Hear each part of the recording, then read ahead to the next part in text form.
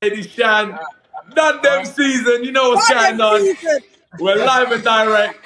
Facts, stats, and data. If you can't back it up, we don't want to hear from you. If you're not talking about facts, stats, and data, we don't want to hear about it. Leave your opinion at the door. Let's go. Landlord in the building. Thank you, Josh. Bye, babe. Thank you very much. See you later, babe.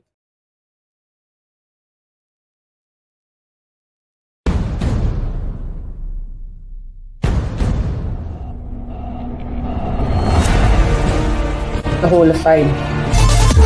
Big box sale. Y'all must have forgot. Y'all must have forgot.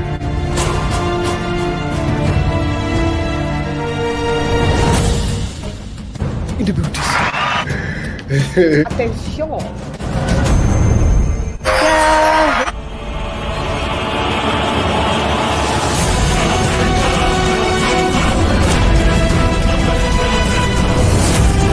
Friends came in at 1. This is a mega. It's a weekly wrap up. It's paydays. Judge on the panel. Very competitive. Chann.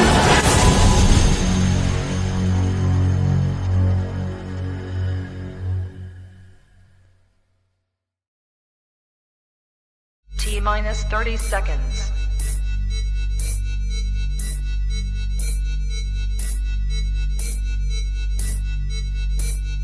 T-minus 20 seconds.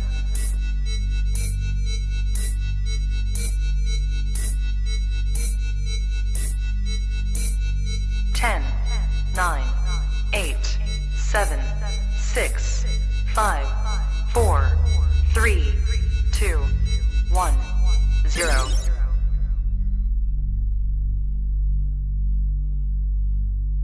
Yeah, shot. Fight.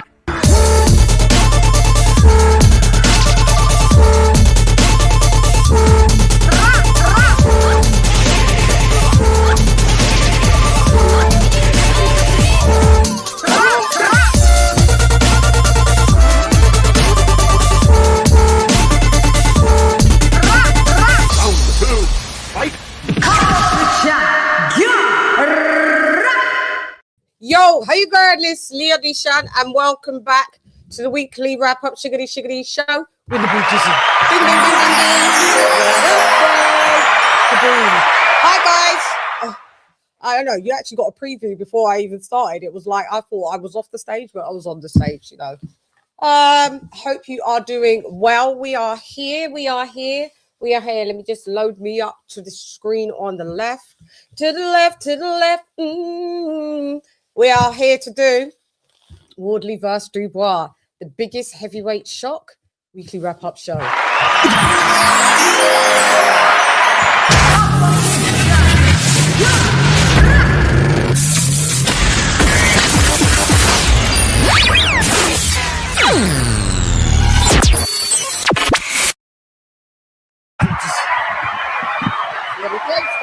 Let me slow me up over here. Hope you guys have had a good day. I've already did the title, so, you know, don't need to do anything else. Hold up. Hey, for my people from the side, go off.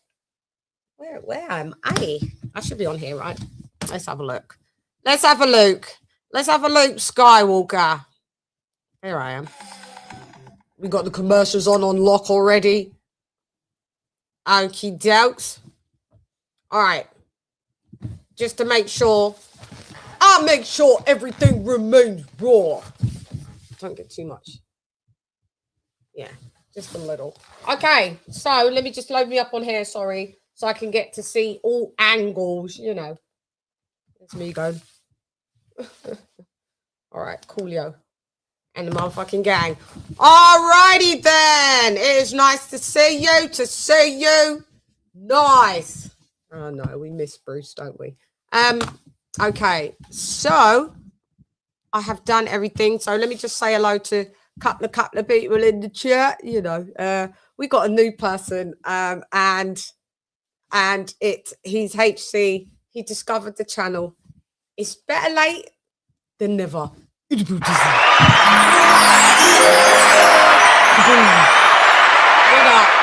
up? Nice to see you here. Nice to see you. Forgive my tardiness. Forgive. Yeah. Forgive me. Okay, dokes. We'll start trickling through. Did you like the editing? Oh, thank you very much. I have a really good graphic designer. Shouts out to, oh my God, I need to hit him up. Art God. But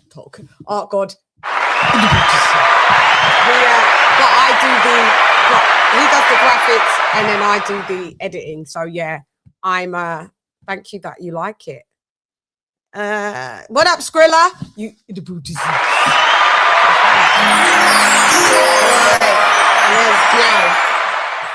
is it still not me though? It's playing.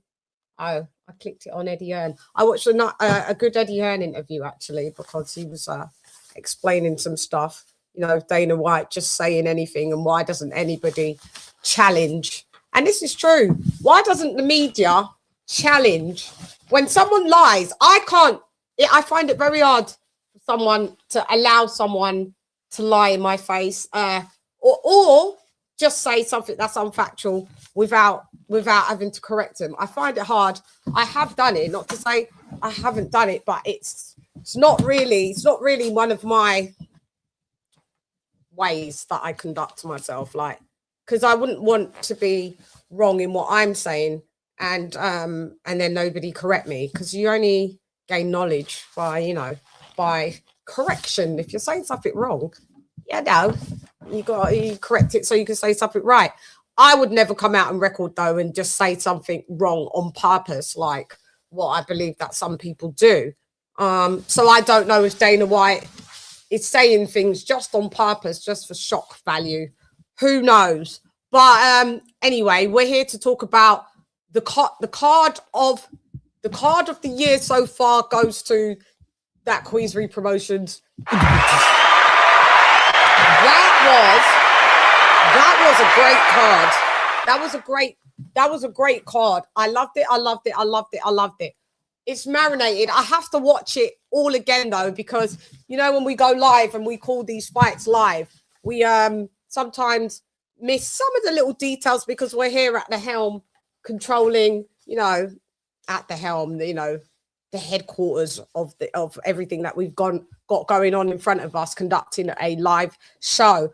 But let's start off with congratulating the two-time WBO, previously the IBF heavyweight champion of the world campeón del mundo, Daniel Dubois.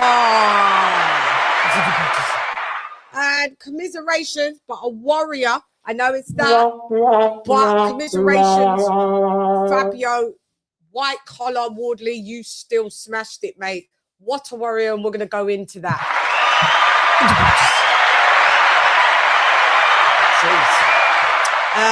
Let me put the link in the chat as well as a dubious Dubois. Yeah. Oh yeah, and I'd also like to salute Don Charles. He's definitely going to have to get trainer of a half a decade. I know there's decade 10 years, and we'll give him trainer of the next 5 years. Done some great work, mate. Great work. Like, it's wild. Getting Daniel to a two-time heavyweight champion, coming off a loss as well. Like, yeah, love it. I'm loving it. Dubious Dubois. I can see Tornado 55 saying that. Now, okay, so introducing introducing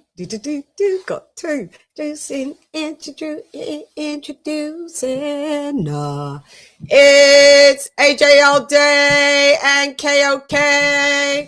Oh my God, why y'all bigger than me? In the booth is in. Somebody's got a white. Oh, you guys have both got two white discs showing. Your avatar showing. Yeah, it was funny on StreamYard. I see my icon. Kind of weird. Laptop? Yeah. I can see his feet. No, and on my iPhone, no. Only on my laptop you're showing. I hate the white disc. Refresh, come back. You lot refresh and come back because I really hate the white disc. If All you right. can, también. Thank you very Gotcha. much. Yeah, thanks. Hey. Donny Pimphand Charles. What does that mean? My guy Kurt DeVille introduced. Shouts out. I know mi esposo número 2 ahora. Me and Kurt go way back when we had Lumberjacks with the hats to match. You know, love Counterpunch boxing news. Love him. Skrilla 50,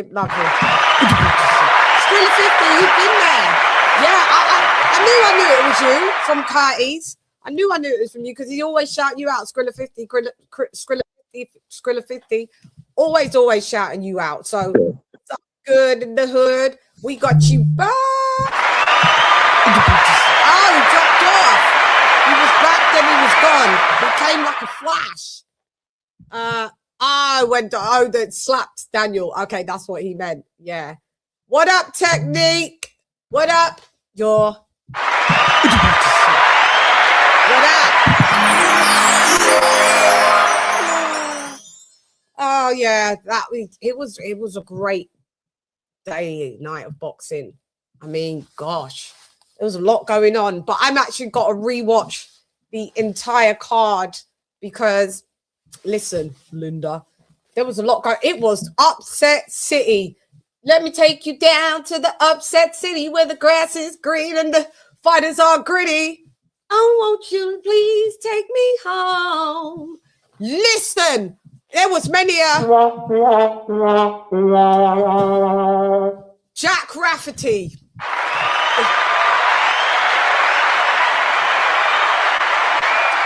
Echo Usman. You gotta retire, Echo. Don't need to be taking all of that shit. You're losing now. You're losing it, son. Liam Cameron. Who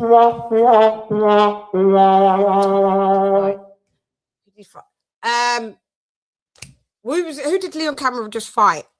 Was it Bradley Ray?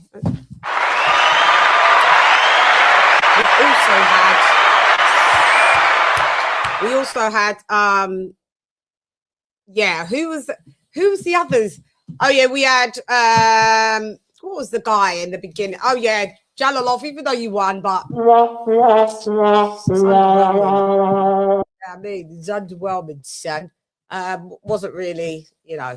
Hey AJ, let me see if you back. Are you back? Guys, could you please hit the like button? And if you haven't subscribed, AJ, you're still a white disc. It doesn't matter. Oh, man. Sometimes while you're on the show, you can change and just put upload new photo. But if not, yeah, it just looks. No one can know. No one knows it's you. You see. That's Ryan from the 6. Wagwan. Popcorn. Ryan, if you want to jump on, you can. The link is in the chat. You know, anybody that wants to jump on within reason, like, you know, I do vet, so don't be any assholes. You can come through like the mug and woo. We got Brooklyn in the house.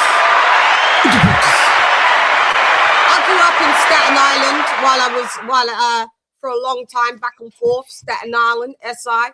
Obviously catching the ferry, be hanging out in Miami. You want to get the cheap knockoffs, you head on to Canal Street, baby.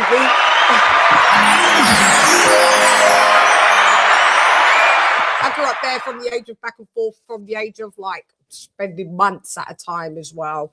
From the age of like 11, 12 to the age of 30, you know. Shouts out to New York City. Love Brooklyn as well.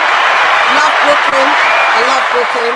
Yep, I love Brooklyn. I like, you know, Jamaica, Queens. I love it. I love Flatbush.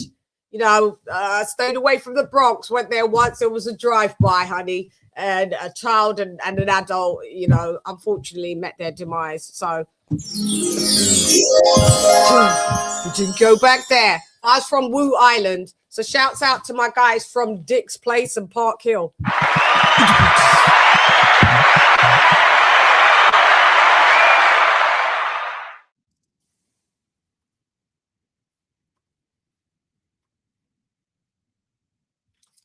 Hello, hello.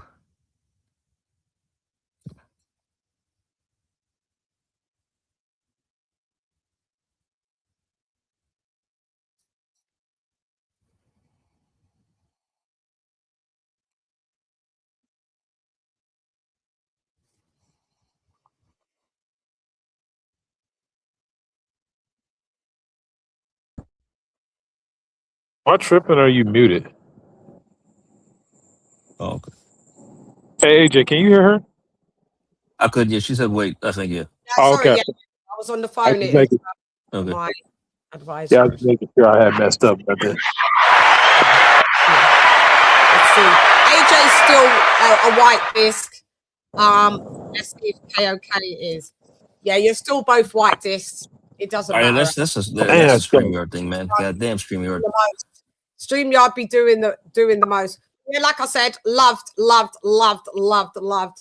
growing up in NYC, like I said, from the age of 11, 12 to the age of 30. So when I see Brooklyn in the house, when I see Manhattan, when I see Staten Island, I didn't ever go to Yonkers. That's like a further out suburbs. That was where my goat of all goats rappers was from, DMX. I never ever went to Yonkers.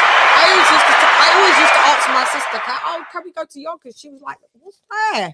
We don't know nobody in Yonkers. Like, so we never ever went to Yonkers. So yeah. But yeah, lovely time always growing up in New York City.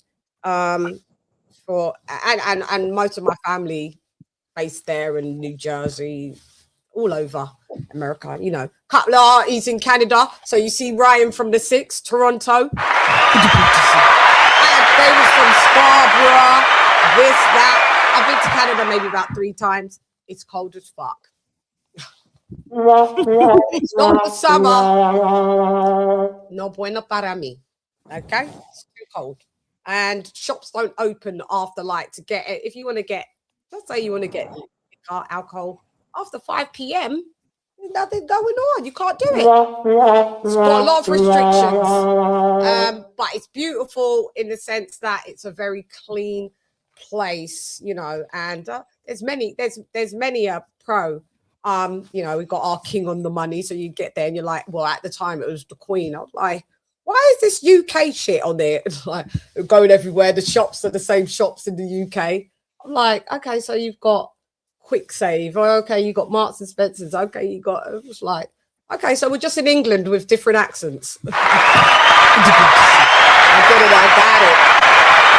I weren't in the cool part, Teddy Bruckshot. I weren't in the cool part. I know you answered me what part it was. You know, my aunties. I weren't in the cool parts, man. They was in Scarborough. Then they moved to Pickering.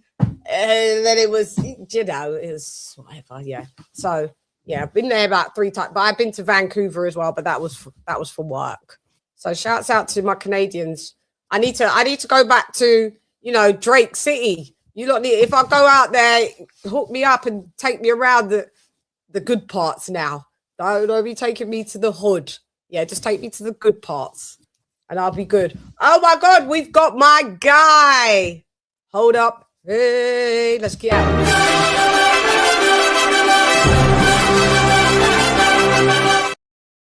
Shouts out to my guy DJ Witch Doctor for dropping that $2 on your girl. Large up yourself. Lady Chann. He's my Caribbean brother, straight out of Guyana and via the USA. What up, DJ? No, long time I haven't been around, man. Long time, just on the grind. I appreciate you coming through like the mug in Wudo, and I hope to see you soon too. You be on really late.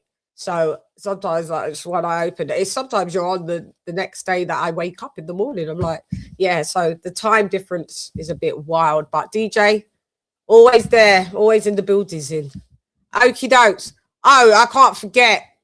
The queen that never fails. No, come on, this is my sister, Lisa Bells.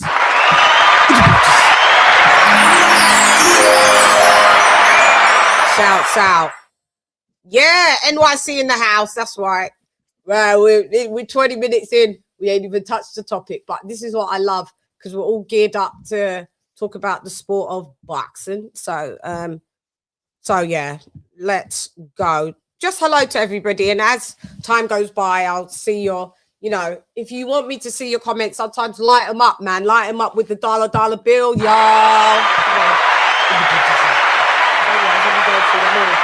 I still do try to go through them anyway. So, okie dokes. No pen. Oh, damn. Yeah. Okay. Cool. All right. So I just have to say it one more time. We're at the weekly wrap up. Shiggity shiggity word. Shiggity shiggity Show. Show.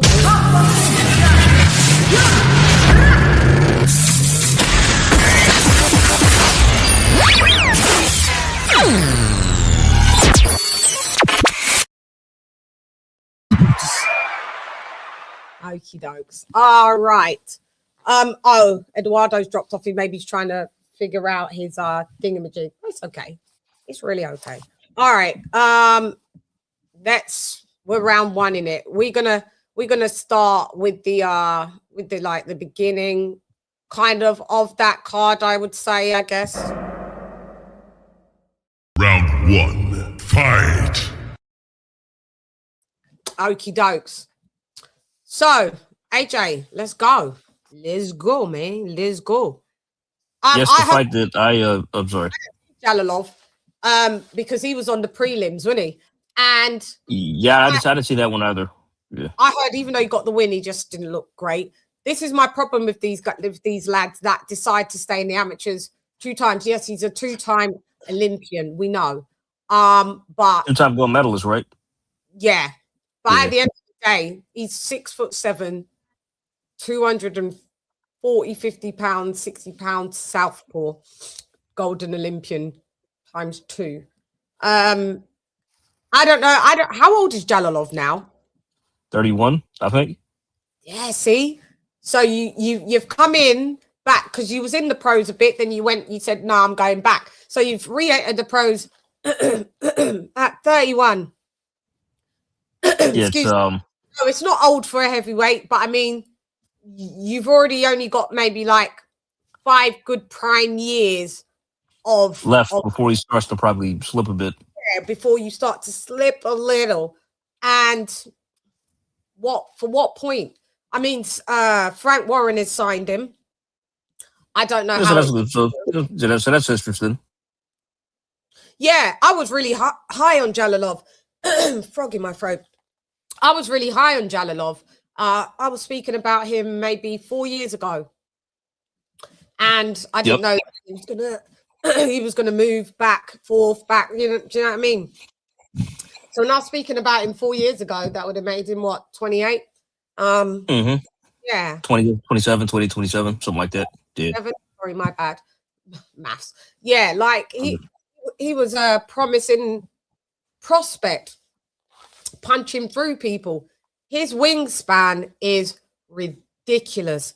I forget what his reach is. His reach makes Tyson Fury's reach look little. He's got his jab and the thickness of his legs. Man, that's a big boy. That's a big boy. Yeah, that's a big lad. But I heard he was underwhelming, so I didn't get to see. I didn't see it. I didn't watch the prelims. I was on and off getting ready, doing da da da da. So I didn't watch Jalilov. So we could. What have you got any take on that, AJ, on Jalilov at all?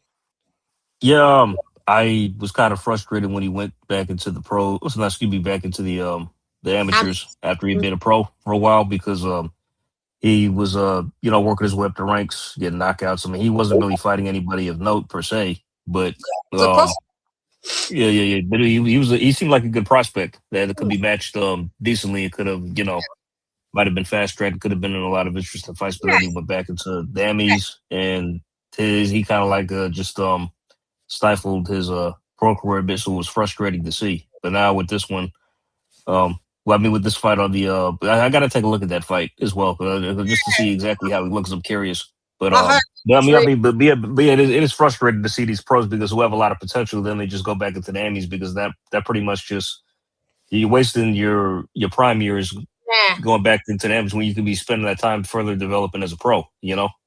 Right.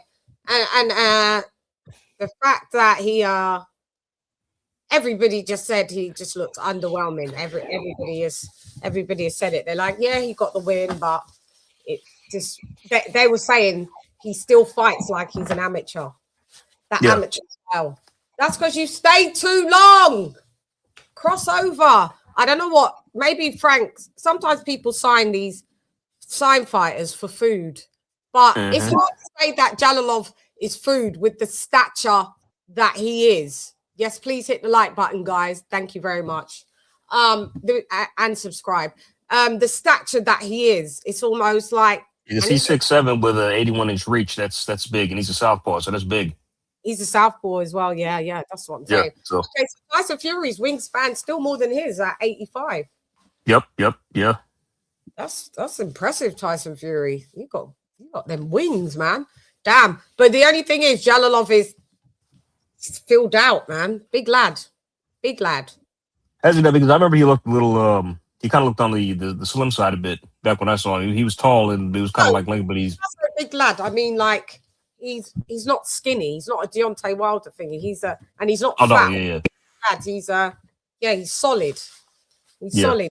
Big legs, big wings. Everything's in proportion. He's a big lad, big arms, long, but he ain't skinny, and he ain't fat. He's just like a big, solid lad. Yeah, crazy.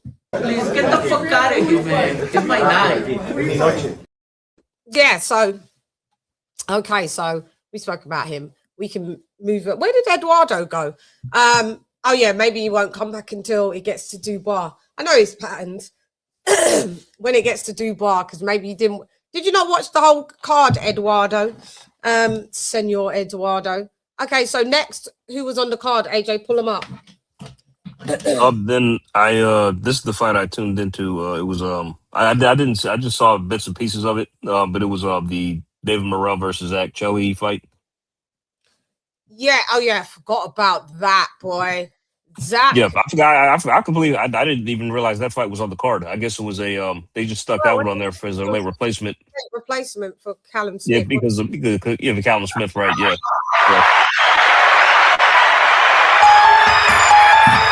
These late replacements, man, sometimes bow out. And David Morrell got stopped. I was calling it at the time. We was calling it at the time, and I was like, I was partially paying attention though, because I hadn't had my feet up yet, or just the fight on. I was just kind of listening to your commentary.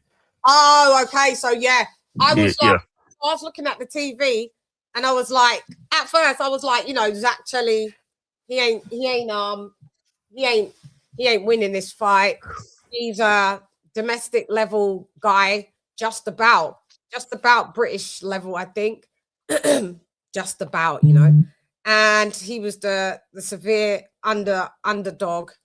I forget what the ratio and the stats were. They were crazy though. Like basically, you're not gonna win stats. Yeah. And Morrell was, cruising, doing his thing, beating him.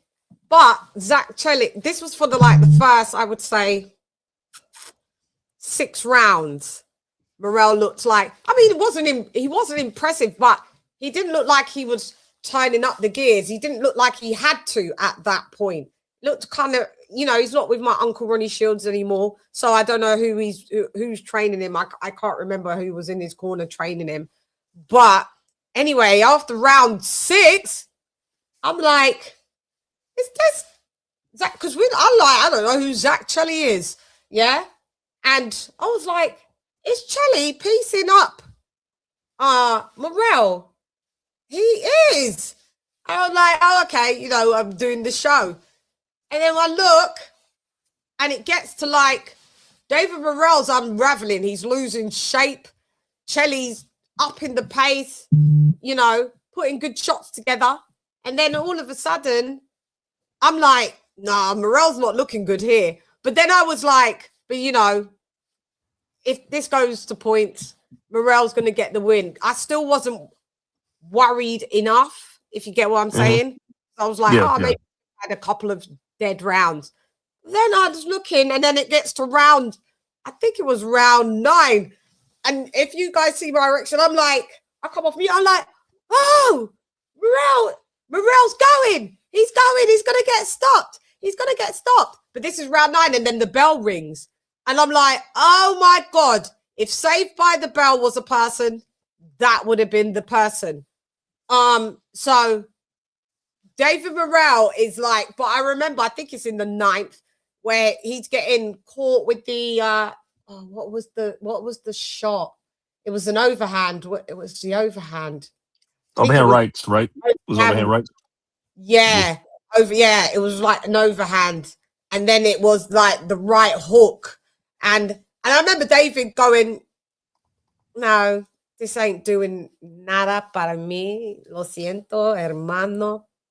Pero I'm okay, you know. Está bien. Yeah, like, and he was a bit like, what's the word? Smug. And I was like, okay. You know, when people, sometimes fighters go, no, it means, yes, you are hurting me. And then he said, fuck those judges. Morrell is done. Yeah, Skrilla, he done. The son done. And then I remember even in the fight, I've never seen David Morrell showboat. He was really showboating in the fight, in the first 6 rounds. I forget which round he was doing some stuff. And I was like, look at him. You're feeling yourself. And then, lo and behold, is it the 10th round comes out? That because it was a 10-rounder. So 10th round, Shelly ups the ante after having a great 9th round. And he has some success in the first like 20 seconds of the 10th round, and then it looks like David, you know, he's trying to hold. It looks like he's getting, you know, you're like, oh, okay. And then Chelly just turns that screw, starts putting these shots together, overhand right yet again lands, starts to the combos galore, like 4 or 5 pieces, and David just was out on his feet. He was in that I saw. Yeah, the stoppage I saw, that was a good stoppage. Yeah, he was out. He was gone. He was gone. Yeah, he was gone. He was gone. Yeah. That was and that's all she wrote, man. That's all she wrote, mate. Sometimes he's now, could I say, like, just I think I might have said this on the stream at the time, but like ever since David got to 175, he's been struggling. He hasn't like really looked good in any particular fight. This was his 4th fight in 175. The first thing I tweeted was, Morrell, go back to 68. If you can make it, go back to 68. You looked good there. He hasn't looked good at 75. Not at all, because he his first fight against who did he fight? What's his name? Radavalle Kalajic, aka Hot Rod. Yeah. Now he won that fight. I mean, but he struggled a bit. But he struggled, which a lot of people didn't expect him to. Yeah, you expect him to because he's a formidable. Well, was. I mean, because recently Hot Rod just caused an upset on the Zuffa show. He knocked out Alexander Vostik. Did he? David fought. Yes. Yeah. He stopped him, and he knocked him out 7 rounds. Yeah, he got stopped. He got stopped twice. I mean, he got dropped twice himself, and then came back to knock him out in the 7th round. Yeah, that was back in February of this year. So yeah, good win for Morrell in a way, right? In a way, yeah. It aged well. It did because he stopped. Yeah, so you know. So I mean, but either way, he struggled. He still struggled, but yeah. Then afterwards, he loses to David Benavidez, which we all pretty much expected. You know, and actually, it's fun. I still actually never seen that fight, to be honest. I'm not sure if it. I never did know. I mean, I picked I picked Benavidez to win it, but they were. It was still quite competitive, to be honest. And back and forth, like David had some points where he didn't look too good in that fight, and then Morrell had points where obviously he didn't. Who floored David? Did what fight did not Morrell, Benavidez, did he get dropped in that 175 run that he's been doing? Has David been dropped at 175? Or is it Morrell got dropped? Morrell got Benavidez? Dropped. No, Morrell got dropped. I mean, was Benavidez dropped in the Morrell fight when they fought each other? I mean, was because I heard David would Benavidez had a flash knockdown. since going to 175, who dropped David Morrell? I thought it was Benavidez. Oh, it was next. Oh, it was his next fight, Imam Katayev. Yeah, he dropped him. Yeah. So then we go on to see that he gets Then dropped. he goes life. Then that fight I saw, he goes life and death with him, and I thought that it was arguable that Katayev should have got the nod in that one. Hermano, what up, though? What's up? Yeah, What up? Yo. Chopping it up. We're on David Morrell, and yes, AJ, I think he should have. He got gifted that win. Morrell. Right. Yeah. So then there's strike 3 pretty much. Yeah. Now this fight, he gets stopped by a late replacement who's not a big puncher. No, he's not a big puncher. Fucking Zach Chelli is just not a big puncher. And he's like I said, just above English level, like that. Plus, Chann, like I checked. This is his second fight at light heavyweight too. He just moved up to light heavy too. It's his second fight there. Who's Zach Chelli? Zach Chelli, yeah. This is his second fight at light heavyweight. Zach Chelli, he just moved up as well. So he's not even that experienced as a light heavyweight, and he's still knocked out David Morrell. Still stopped him. Yeah. Wow. Stop Morrell. I started to see I just knew Morrell should move back to 168. I tweeted that straight away. Go back down. There you looked like you had power. Mm-hmm. He was a real force at 168, it looked like. It seemed. I think there's better fights for him. I mean, look, he was in Minnesota, PBC protection. Some other fighters complained that there wasn't any pre and post drug testing, so make of that what you will. Ronnie. He was under my Uncle Ronnie, so I gave, I'm going to be biased. So I shot in some bail. Like at 168, I shot him back. I was like, all right. But at 175, I thought, shaky. But then I just had to say, I was like, no, sorry. I mean, less than 15 fights. There isn't that much of a, host of opponents there to really make up to really determine if he's determined as the best 175-pound fighter. No, he isn't. So he should go down to 168 where there's some juicy fights and I'm in agreement. I'm in agreement. If he could go to 168, he should do that. He should go back down if he could. So. But even then, I'm doubtful. Yeah, same. Say again, Chann? Is Pacheco 68? Yes, he still is. Yeah. Fights down there. Go to 68. There's lots. Canelo's coming back. Yep. There's stuff for you to do there. There's way more stuff. We're all getting smoked. Yeah, I mean Teddy Brockshot. Got a lot of comments in there. Shouts out to that's an upset. That's a candidate for upset of the year. To me, that's for sure. That's one of them. Yeah, because I bought the pay-per-view and then it was at that exact moment that I tuned in while I'm watching David fight Zach Chelli, and I didn't even know he was fighting. I completely forgot. Yeah, Same. That's how much of an afterthought this fight was, and the opponent as well. Yeah, I don't know who's training him now, Viso. I didn't even see him. Which one? Pay no mind. David Morrell.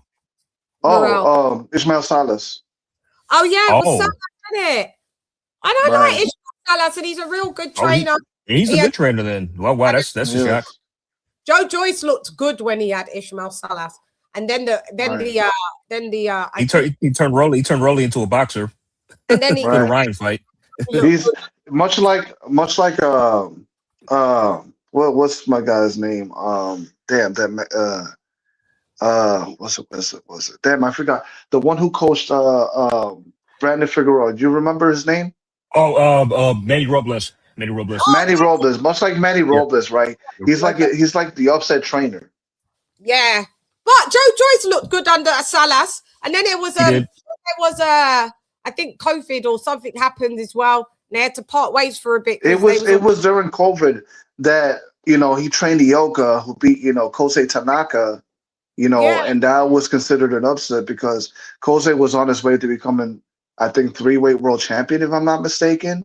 Right. Or and he had that same feat as well, but he was like the less heralded fighter, even though he has a good resume, But yeah, man, he's been in some fights where he's actually, trained them to become world champions. Right. So he's very reputable, but it's a shame that, Morrell lost, the way he did. Yeah. I mean, because a decision loss is one thing, but a stoppage loss is another entirely. Yeah. He was actually ahead on the cards, and then you just diabolical beat down like that. What up, KOK? Come through. That's like. I just think the David Benavidez defeat didn't age well. I know. It didn't, because he didn't even get to knock him out.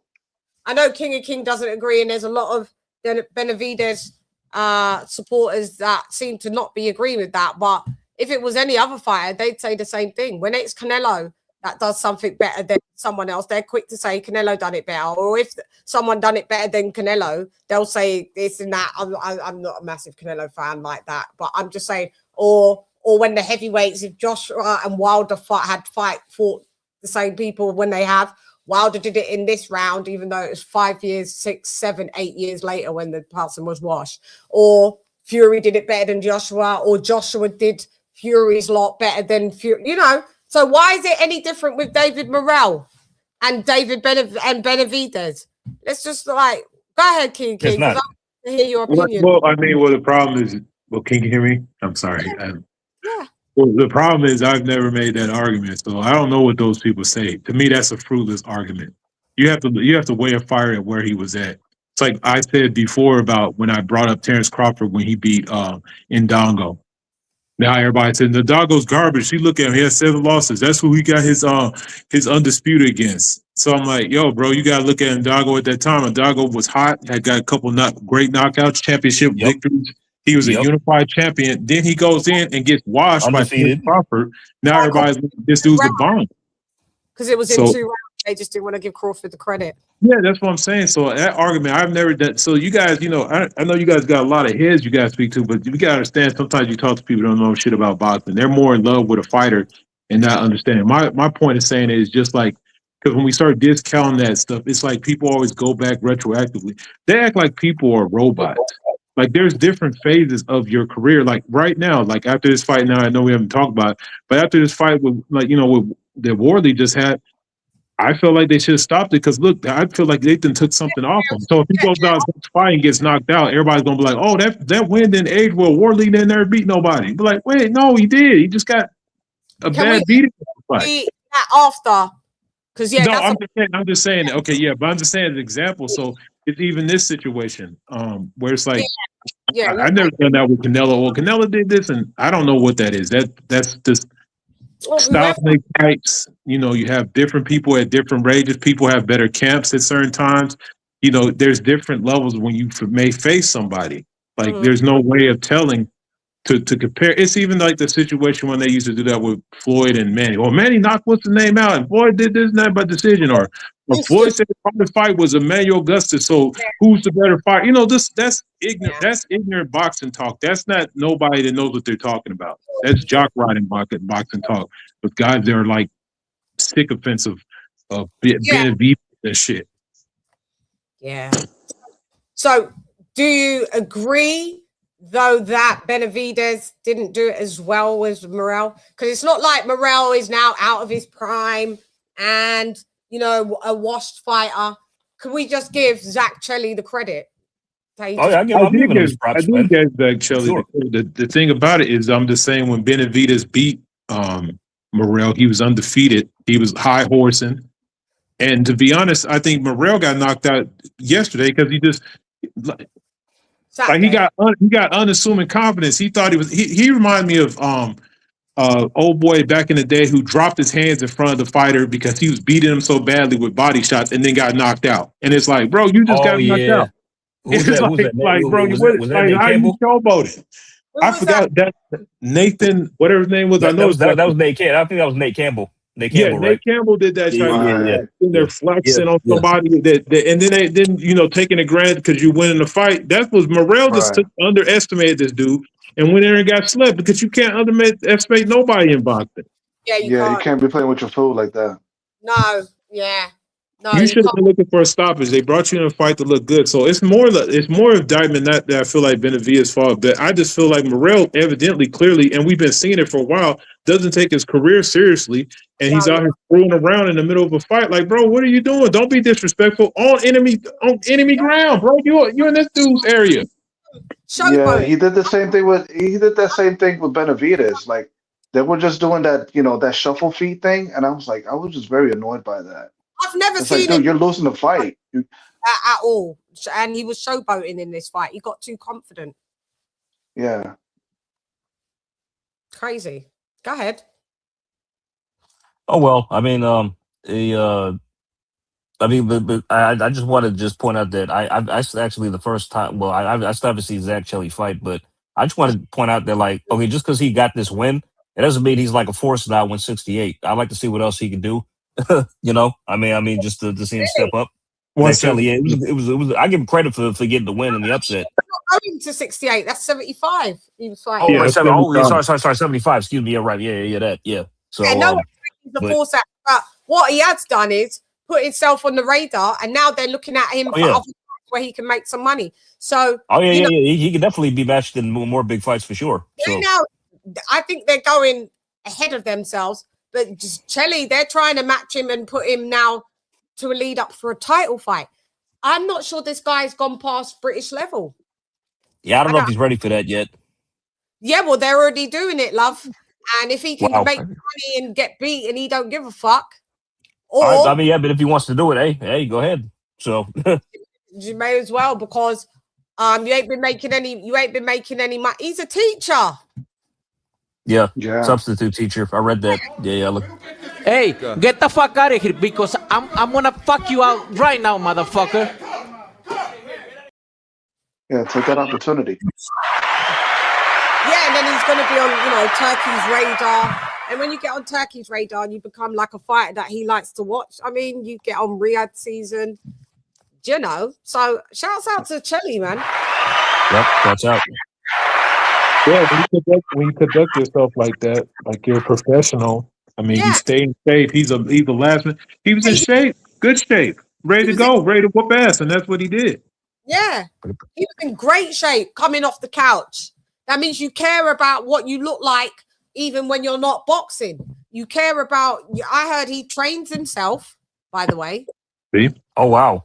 He trains himself in his own garage.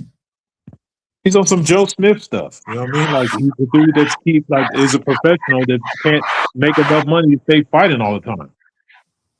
Yeah, Skrilla 50. Bivol would send him right back to school if he challenges for his title. Yeah, for sure. We know that. We know he's not at that level. Bivol beats 95% of whoever's below him anyway.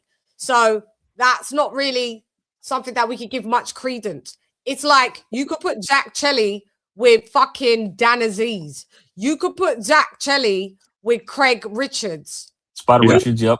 Fights like that. Yeah. With Joshua Buatsi. You could put Chelly with Yard. Anthony Yard. Yeah. These are the fights that he's now in the talks for. Mm-hmm. And let's be real, Morrell's in that level, if not below those level of guys you were just speaking of. So, I mean, he was touted as Fringe World. He is. Yeah, I don't know who was touting that, because them people that be doing that's hype, man. Like he's been hype. It's like he looked like pause, but he looked good. Like he's look good on paper type of fighter. Like, he got all the height and he's in shape and he comes from this school. And it's like, bro, at the end of the day, none of that means anything if you ain't mentally able to get shit done. He's Cuban. So what we know of the Cuban system, we think that everybody is super elite, need to be fast forwarded. Obviously that didn't work. But I'm not saying that he can't be a good. I just think if you can make 68, I know why he went to 75, because do you know what? I remember when he came on the scene, 68, a lot of people started already, they was avoiding him, if you remember. So he couldn't really get any decent fights. So he's like, fuck it, I'm going to 70. He was holding that Reggie title. So Yeah. So it was like, they're not calling out any, they're not putting me in any positions to fight maybe for, better position or world title. So he took his fast self and went to 75. Now I just believe that maybe he just was growing out of 68 anyway, you know.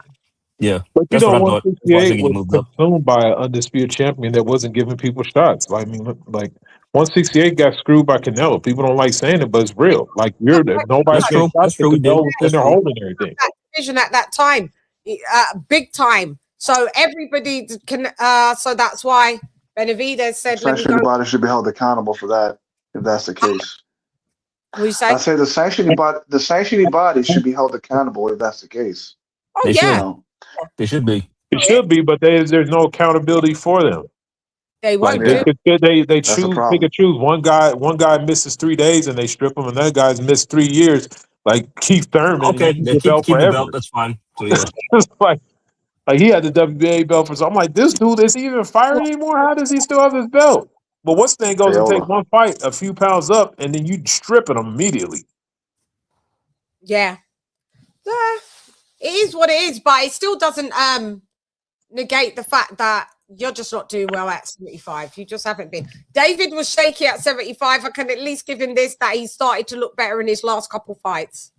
Yeah, that's true. He has, for sure. You know what I mean? Because otherwise he wasn't looking the best either. So at least he's cleaned up. He started to clean up his act. It looks like, well, I don't know. He's at fucking cruiser now. So he's cruiserweight now because he had, I think, just with 3 fights of one light heavy. That's pretty much it, right? Light heavy and went up, didn't he? Yeah. I guess. Yeah, coming off a fight against Zerto, you know. Oh, I'm sorry. Sorry, just the last fight at 75, he looked good. That was and then he's looked good at cruiser. So, but go ahead, okay. Yeah, but you know that's also. I mean, like, see, I'm about to do what I didn't want to do, but that's also coming off against a dude named Zerto who basically was on that Golden Boy diet. You know, they like started talk about top rank diet. We talking about Golden Boy diet, man, because he had a few fighters like that he's just like, bro, how's this dude undefeated? It's like, and then you see him go against Bivol and just get dusted. It's like, bro, how are you 40-0? It's like, who you been fighting? Out of records. Yeah, that's what I'm saying. It's the Golden Boy diet because he did that same shit. He's done that with. I can think of like 4 guys he's got like that. The other one at 168, that just moved up, who was at once Jaime, the same thing. I mean, the context behind this fight was that they didn't want to fight Jai. That's it. Yeah, what's the name at 154, 160 now? The Ortiz or whatever. Same shit. It's like, bro, like. You don't want to put him against nobody. So I don't know about how I feel about Zero but you know, we'll know how good Benavidez is because traditionally that cruiserweight always got somebody in there. It's hard to fight. You gonna have to fight some Europeans, and we'll see how good you are because they be doing people dirty in that division. Dirty. Yeah, I know. Oh well, Morel. We'll see what your next move is. I sincerely hope that you can make 68 and get back down there. It's just a better division for you. You're not as technical as what you thought you were for this 175 kind of Eastern European division and European division. It's not for you there. It's not for you. If you can make 68, go back down. That's just the bottom line of it. If you can make 68, go back down. Yeah. Hang on. Is that my brother Alberto on the panel? No one's called Alberto. No Alberto here. No Alberto here. No. Eduardo. No. We got Eduardo. See? But no Alberto. Maybe you thought I said Alberto, Eduardo. Yeah. So anyway, moving along. Just letting everybody know we're at the weekly wrap up. Shiggity word. Shiggity. Show. That's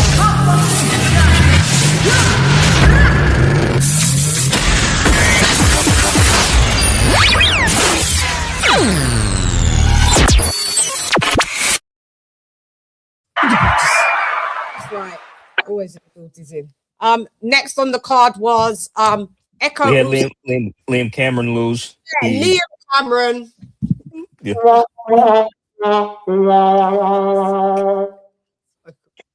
Sorry, I'm laughing because he went. I'm not laughing at someone's eyes, but he went and No.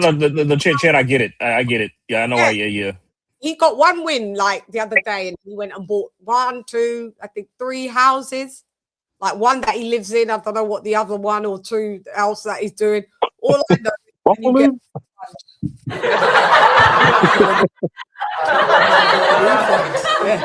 can you get a refund on when you buy a house? You can't, unfortunately. You can't get a refund. But mate, this is what. But I look at that first fight, that first Ben Whitaker fight, and I'm just like, this is the guy who made you quit. In hindsight, because Liam Cameron, you know, he's a lovely story. And he's a nice lad. Let me tell you that he's a nice guy. By the way, he's really down to earth and he's really humble and he's quite like just simple. And he's an up north. He's from up north. Meaning country. I'm London. I'm south. So he's from up north, and he's really laid back and like a nice guy. But he had some real problems in his life. I think he struggled with addiction, even homelessness. Maybe that's why he bought 3 houses. He's like, if they kick me out of this motherfucking house, I've got another 2 houses to go to. Maybe. He was on the streets. So he changed his life, and that's a good thing. But this is where I think that when you get signed to a promotional company, we'll get on to the actual fight. I just want to say this. I think because, you know, when people make money that are not used to coming from money, which is a lot of us, by the way, you have to learn how to maintain the money. Okay. And I think when they're getting signed for big money, hundreds of thousands and millions, you got to know what to do with that money, because that money can make you money. And money can also just run away from you and go to somebody else's bank account if you're not careful. So I think that they should be assigned financial advisors with these deals, independent of, by the way, of the promotional company. Like, you know, or at least told, go and get a financial advisor, seek it on your own terms. But we advise you to go and do that because we want you to be able to keep having money. And also, yeah. And then look, he goes and buys 3 houses. So that means you're living at the top of your credit line. If anything goes wrong and you just don't get 1 paycheck, you're fucked. When you buy a house, you should always buy a house that's like middle of what you make, because you've always got extra money. Do you understand? Don't ever, like, for instance, when you get a credit card, what most people tend to do is just max that shit out. Now you ain't got no leeway. Do you understand? Get a credit card. If your credit card's £10,000 limit, £4,000 limit, dollars, whatever the currency where you live, don't go and max it out at $3,999. Because, you know, when you want credit elsewhere, the credit lenders, at least I know that here, they look at that and they're like, well, you've maxed out that shit. We prefer to see you that the credit that you have, you're not leaning all over it, because they just put a mark against your credit file on that. I don't know if you guys know that, but that's what happens. And at least if you spend, just try and clear it automatically the next month. But with the same with houses. So the bank will lend you, and they see that, you know, after 3 years, you give them your 3 years worth of your paychecks or your earnings, and they'll see that you make $1 million, that it's 3 times whatever you make. So say that you make 300,000 a year. Yeah, I know that's a high income. I know, but there's a lot of people that still make that, by the way. But 300,000 will give you a 900K house or $1 million house or £1 million house. But you're gonna be at the maximum. If you go in with your 300,000 house, papers of your bank details, and want to buy a house that is 600K, you're doing fine. And Edward, you know this, right? Economics. Exactly.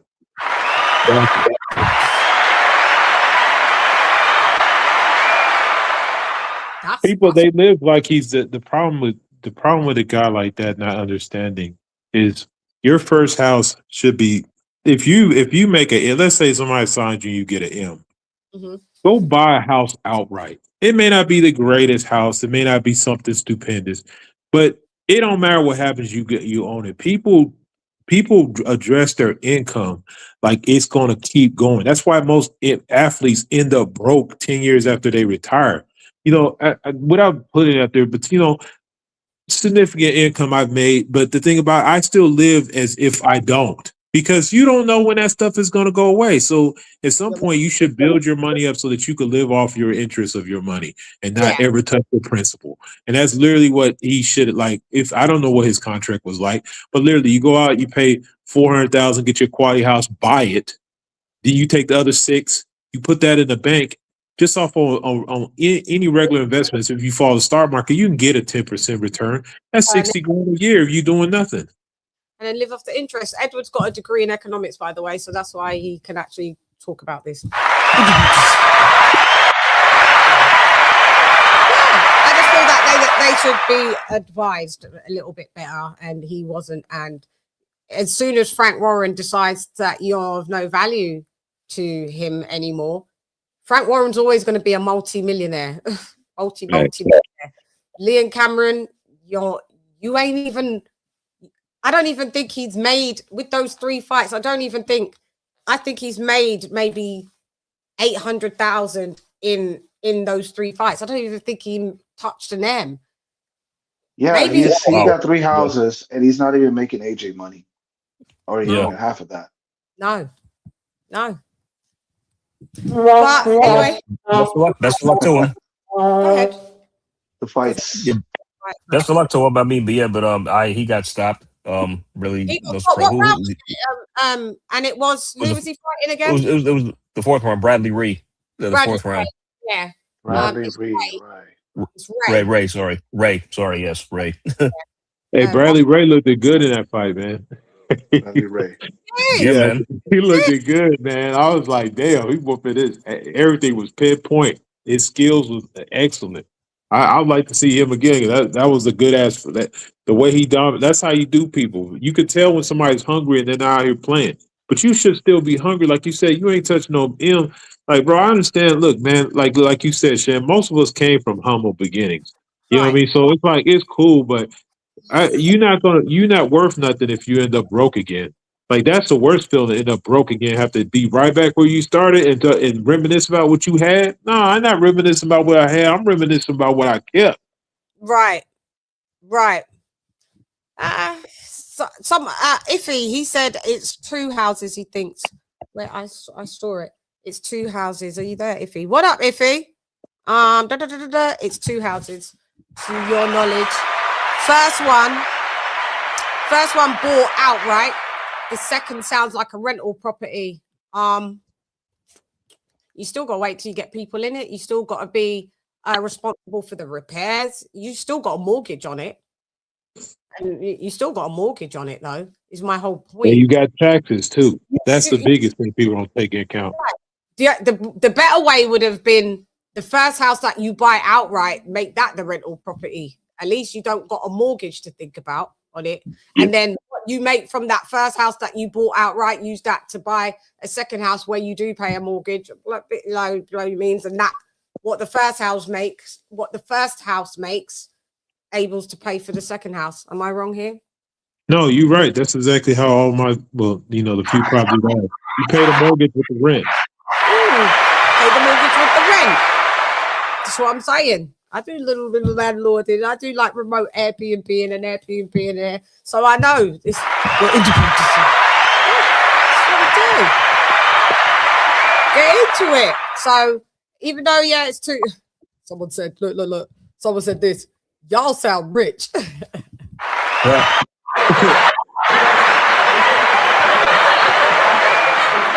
King Boxing and Finance. Tune in, y'all. Hey, Edward, it's just called the show. Edward, Boxing and Finance. Maybe that's a new topic. Maybe.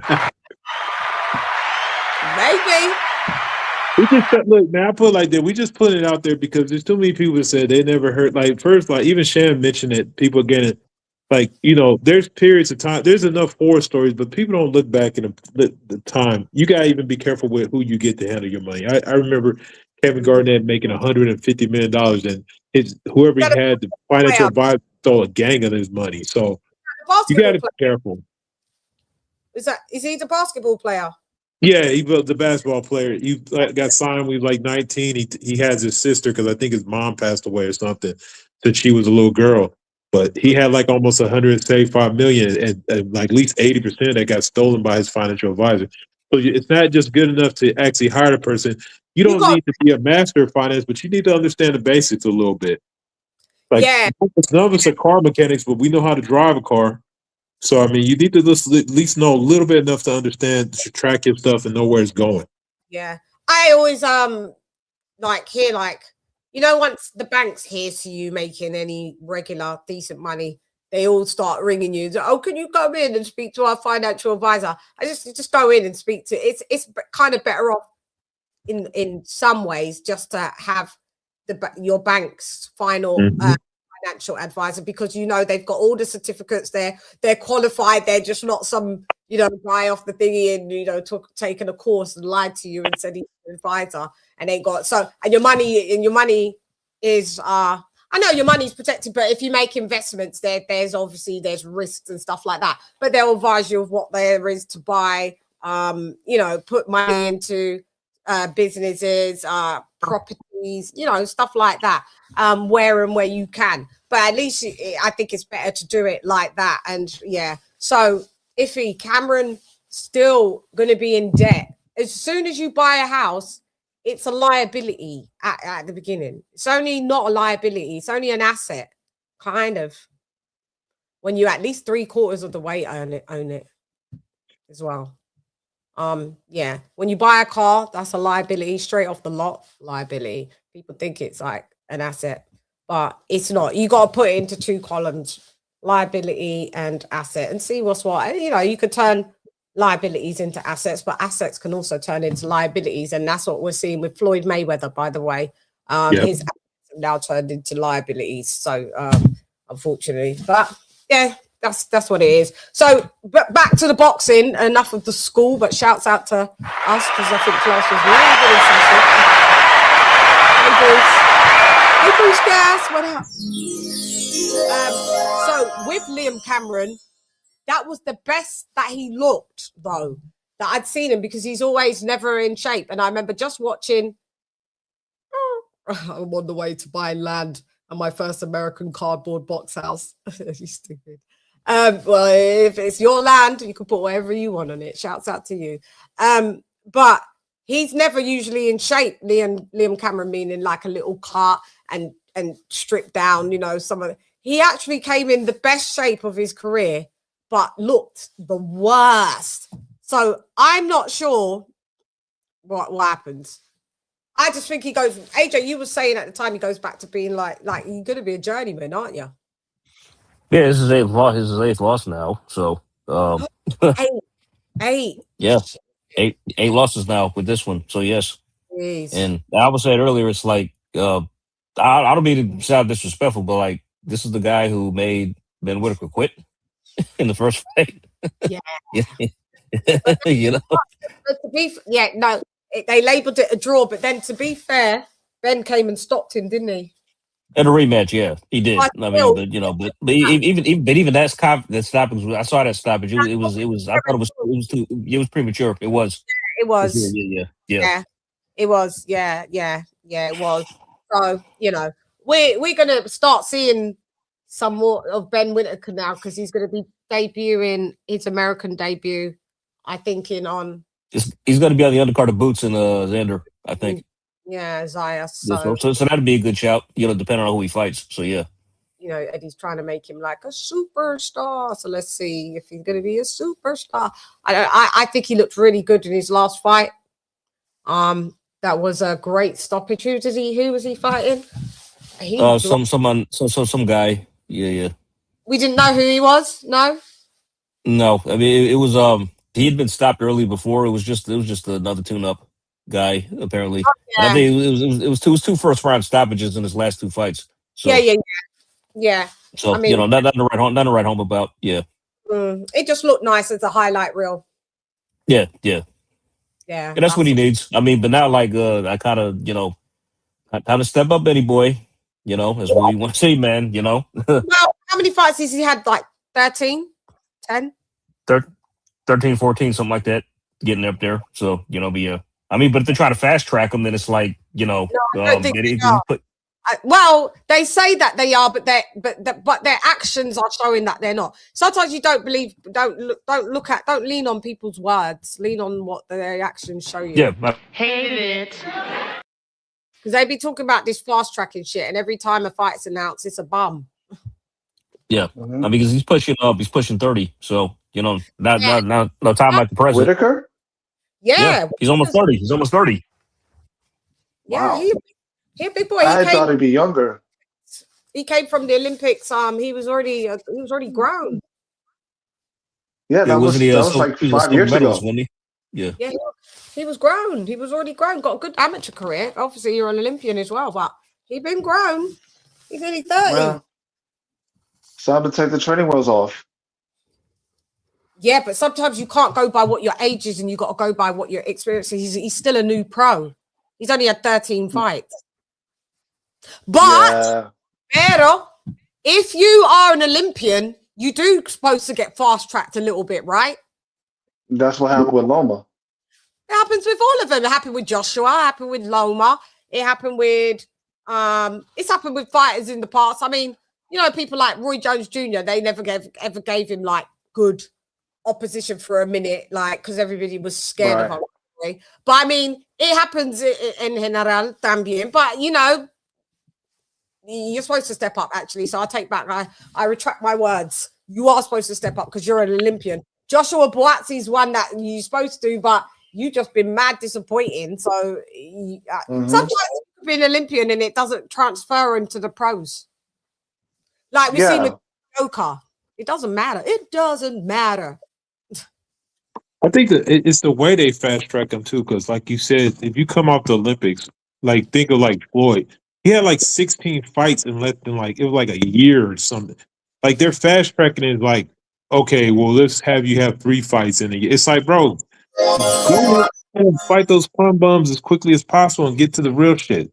Like you already had enough fighting. Like if you've been amateur for, like I said, if you coming out amateurs and you 26 some years old, bro, get into the mix. You've had enough time. Yeah, it's true because you've had a lot of fights to even be an Olympian. Well, in general, again, like I say, there's a couple of exceptions, but remember the exception is not the rule. So, yeah, you've been boxing Whitaker since you was like 8 as well. Yeah. So, you need to be, but like I said, I don't listen. Actual hechos en el edificio, ya te sabes. Yes, my guy. What up? Long time, man. Where you been? I'm going to start getting you guys. You ain't been coming around. But like what I'm saying is that I always look at what's not happening to what they say they're going to be doing. I do the same thing with Boots. I do the same thing with all these fighters. I'm like, if you got all them fights and Jaime Munguia, and you ain't really fought nobody, that means your team knows something that we don't know. Reveal it. Because I look what's not there. You got to read in between the lines. Don't read the words. Look in between that, in them spaces, because that's where the truth is, mate. Them fighters, there's something that they know, obviously, we don't know. So. And I'm like that with Whitaker because I was like that with Buatsi, and I was right in the end with Buatsi. He ain't, listen, Linda, he ain't that good. It just ain't. He started off good and then he went down and he went to Hunter. I don't like that him as a trainer. But anyway, I digress. What was his last fight? That fight, and he looked diabolical. He looked horrible. He got the win. Forget who he was. It Zach Parker? Yes. Oh my God. And Zach Parker's didn't he get starched by who did Zach Parker get? I thought who's Zach Parker lost to? Damn, who did beat Zach Parker? Hold on. Let me see Zach Parker. John Ryder? Yeah, John Ryder. Yes. He stopped That him was at because 5. of a Yeah, that's broken right. hand. But that's it. Yeah. That was because of a broken hand. It wasn't like he was knocked out. Yeah. And that's the fight that I remember that because he took that fight when Demetrius Andre didn't. Yeah. So yeah. And I always thought that Andrade would fight. Didn't he? Who did he get offered? Did he get offered Parker? He did. He pulled out twice. Yeah. And he pulled out, didn't he? Yeah. That's it. 2 times. Yeah. 2 times. Yeah. Andrade. That was because it was about the money or whatever. Yeah. And then he was injured, but then the second time it was no money. It went down. Then he didn't do it entirely. Yeah. King of Kings fell off. What's wrong with you guys' internet? Yeah. What's American internet, man? What's happening? Come on, get in the booty. You're a first world country. You lot's internet is bugging. I'd be like, that fight with Buatsi and Parker, nobody deserved to win that fight. Should have been a draw, in my opinion. It was bad. I think I had Buatsi slightly winning, or maybe I forget. I think I had him slightly edging it as well. I mean, but ultimately, I'm like, you know what? It's like there was no real winner. If it was a draw, I wouldn't have been like, no. Yeah, I wouldn't have complained either. So yeah, it was a bad fight to watch. Really bad showing of Joshua. You're terrible. And to me, he's just been like this since coming out of the Olympics. No, he was like that first, and he was stopping. He was stopping a couple of them lads, that French lad that he stopped in the corner, and then he went to his locker room, and the guy was crying, and he held him, and that he was stopping guys. And then what was the fight that he ducked? Yes, Bevo. Was it Bevo? Yeah, and we said that guy's got hands. Yes. Was it Maxim Vlasov? That's it. Yep. Thank you. That's when I started to look. You actively ducked that geezer. No, Chann. You know what it was? It was after the Sheffield upsets. That's when it happened. That's when after hella people got after hella people got upset at Sheffield. After that, the fight was canceled. After that, and it never got rescheduled. Nope. Because when that was announced, remember we was like, ooh. Oh shit! What the hell? Why the hell would he fight this guy? You know what I'm saying? Like, yeah, we're going to do that because he was under Eddie. He was in matching them, but we are really digressing. Like, we've gone all around the place, haven't we, to other fighters? But we're in the 175. This is a boxing show, so if you don't fucking like it and you're just a casual, fuck off. You know what I mean? Yeah. So we'll move on. We don't know where Liam Cameron goes. We don't care at this point. Shout out to Liam Cameron in 2 hours. So now we move on to who's the next one? Is that Eka Usman? Yes. Oh, he got fucked all the way up.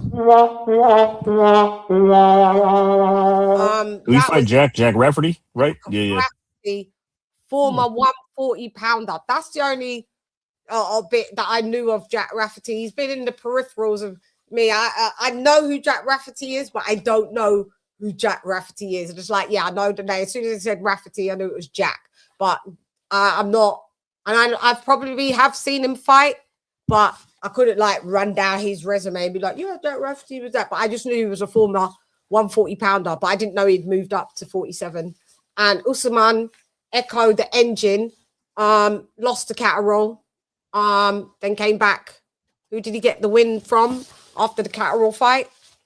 Echo is he's gone through the ranks. I'm sure Echo's been English, British, European. I'm sure Echo's been to those levels as well, and he's been up the ranks. Echo's a good fighter, but I just didn't know that he was 37 years old. So he was. I think he was coming off. So Catterall lost, and he fought someone else, and that was the win. He beat Josh Taylor. He beat Josh Taylor. Then he got the Catterall fight. Yeah, Taylor, Catterall. Next guy. No, Rafferty. No. Oh yeah. Yeah. He won. Catterall he lost. Yeah, and then he come on to Rafferty, right? Yeah. Right. I thought he had a fight in between those two. No, he didn't. No, yeah. So yeah, so it's I think I don't like to always just say like fighters should retire because it's really like none of my business. It's really not me being in the ring and stuff. But I think like when you're starting to lose at, you know, certain levels, like not really much left for you, you know. Certain levels with the age that you are, we ain't got time for a rebuild at 37, right? Mm-hmm. Well, it's like, he was younger, I'd say, yeah. It's like because when you start moving up because you're aging and it's so hard for you to get down, that's when you need to start hanging it up. Because he's at 147, not because that's his best weight. Since he's 37, you can't. It's hard to get down anymore. Right. And we already know Crawford been retired at 37. You're old at 37 at those little weights, right? Yeah. So I'm awaiting a retirement announcement, unless some lads don't mind just going into journeyman status, innit? True.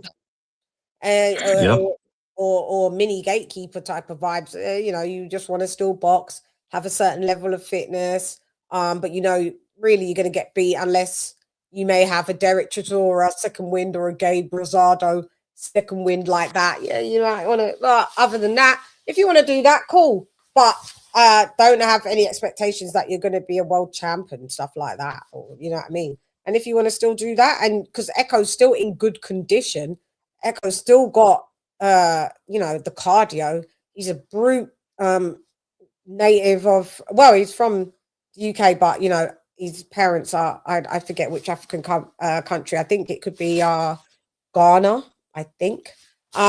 You know, they're built like pow. So I mean, if you still want to fight, you still want to fight. But yeah, you got stopped. And it was horrible. He sustained a cut, didn't he? Sustain a cut. He was bloody, wasn't it? Yeah, he did. Yeah.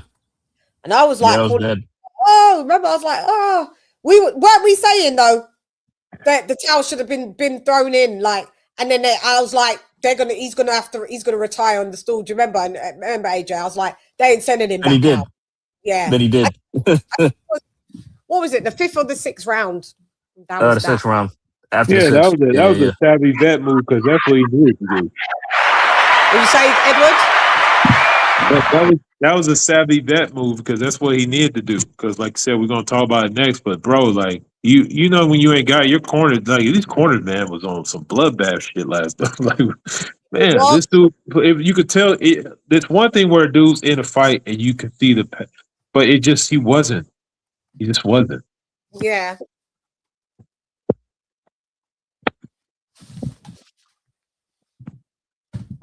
Sorry. Good. Yeah. Okay, folks. All right, so let's go to the next fight. Test your might. Test your luck.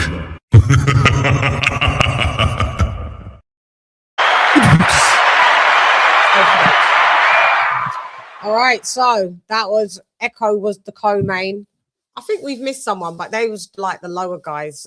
You know, the I think the Arabian. That's everybody. I think for the most part. Yeah. They was like the prelim geezers. Okay, yeah. Hey, Miss DD. What up? Wait, let me see, Miss D. I got to get my girl up here. Let me see. Shouts out to you, Miss DD.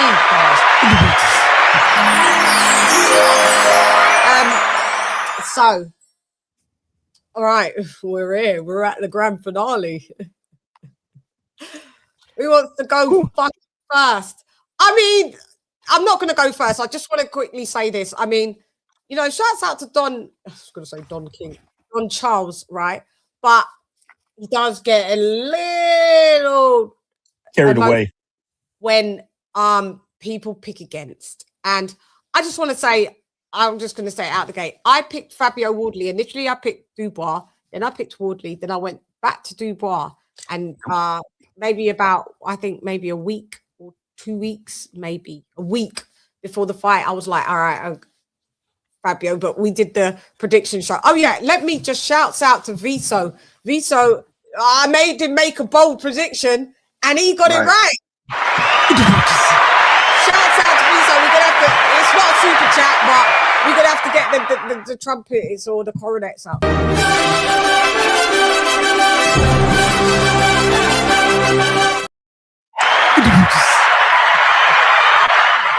So I thank you for that, but you know, I the one thing I was wrong about is how long Fabio Wardley was gonna last. I said Daniel Dubois in round 4. It wound up going 11 rounds. Wait, I was closer than that, man. Did you get it right? You had Dubois in 7. And technically, if you looked at that fight, they should have stopped it in the 7th round, but they didn't. Yeah.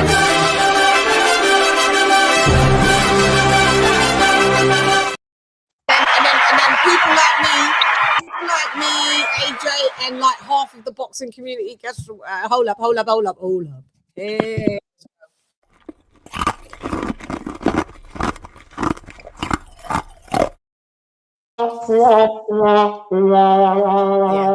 But can I just say this? And I know I keep saying, can I just say this? I swear I'm going to give it to you, lads. The reason why I had to pick, because if you guys go on my last live, I break it down. The reason why I picked Fabio Wardley, it was nothing to do. I already said technically Daniel Dubois is the better boxer. Extensive amateur career, was in the Olympic squad, didn't end up medaling or whatever, but he was in that. He's had a lot of amateur fights, been boxing since he was like 8, right? Much better boxer than Fabio White Collar Wardley. But why do people take it to heart? Because everybody's playing fucking Monday morning quarterback. I see everybody in the media going, you know, we knew he could do it. But some people have just admitted that, you know, his heart was to be sniffed at, you know. I'm just saying it. It was that. People say, no, if you would, he always showed that he had heart. I see people saying that. No, because I remember you same people discussing it when he fucking went down again for Usyk too. And everybody said he bottled it because he just got up, didn't want to get up in time for the count, and just plodded back to his corner. So why is everybody doing this? I knew he could do it, and people that said about his heart and etc. You's a lot of liars. I stand in what I said. Great boxer, way better than Wardley. Wardley will go guns blazing. Daniel Dubois, it depends what Dubois you get on the night. And that's what I'm saying, and I'm sticking to it.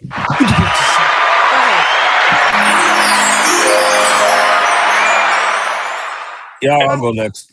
People try to come back on Monday and try to say that, he was. I promise you, when he went down, took that knee in the 2nd round, they were all like, "Oh, he's gonna quit again." I bet you they were on that shit. I was like, "Oh my god, he's taking a knee." But it was now that I've seen it, it was a good knee to take. But I'm gonna get to my bit after, because I've got loads more to talk about. I'm not doing the Monday morning quarterback. I'm gonna give credit where it's due, but I'm also still gonna critique, because there was still critiques within that. Go ahead, guys. Here's the thing. I'll let you go, AJ. You want to go first? Go ahead. Okay, and then you go after. Okay. Yeah. All right. So I want Fabio to win too. Finish, AJ. Let Edward finish. Started, so let him finish.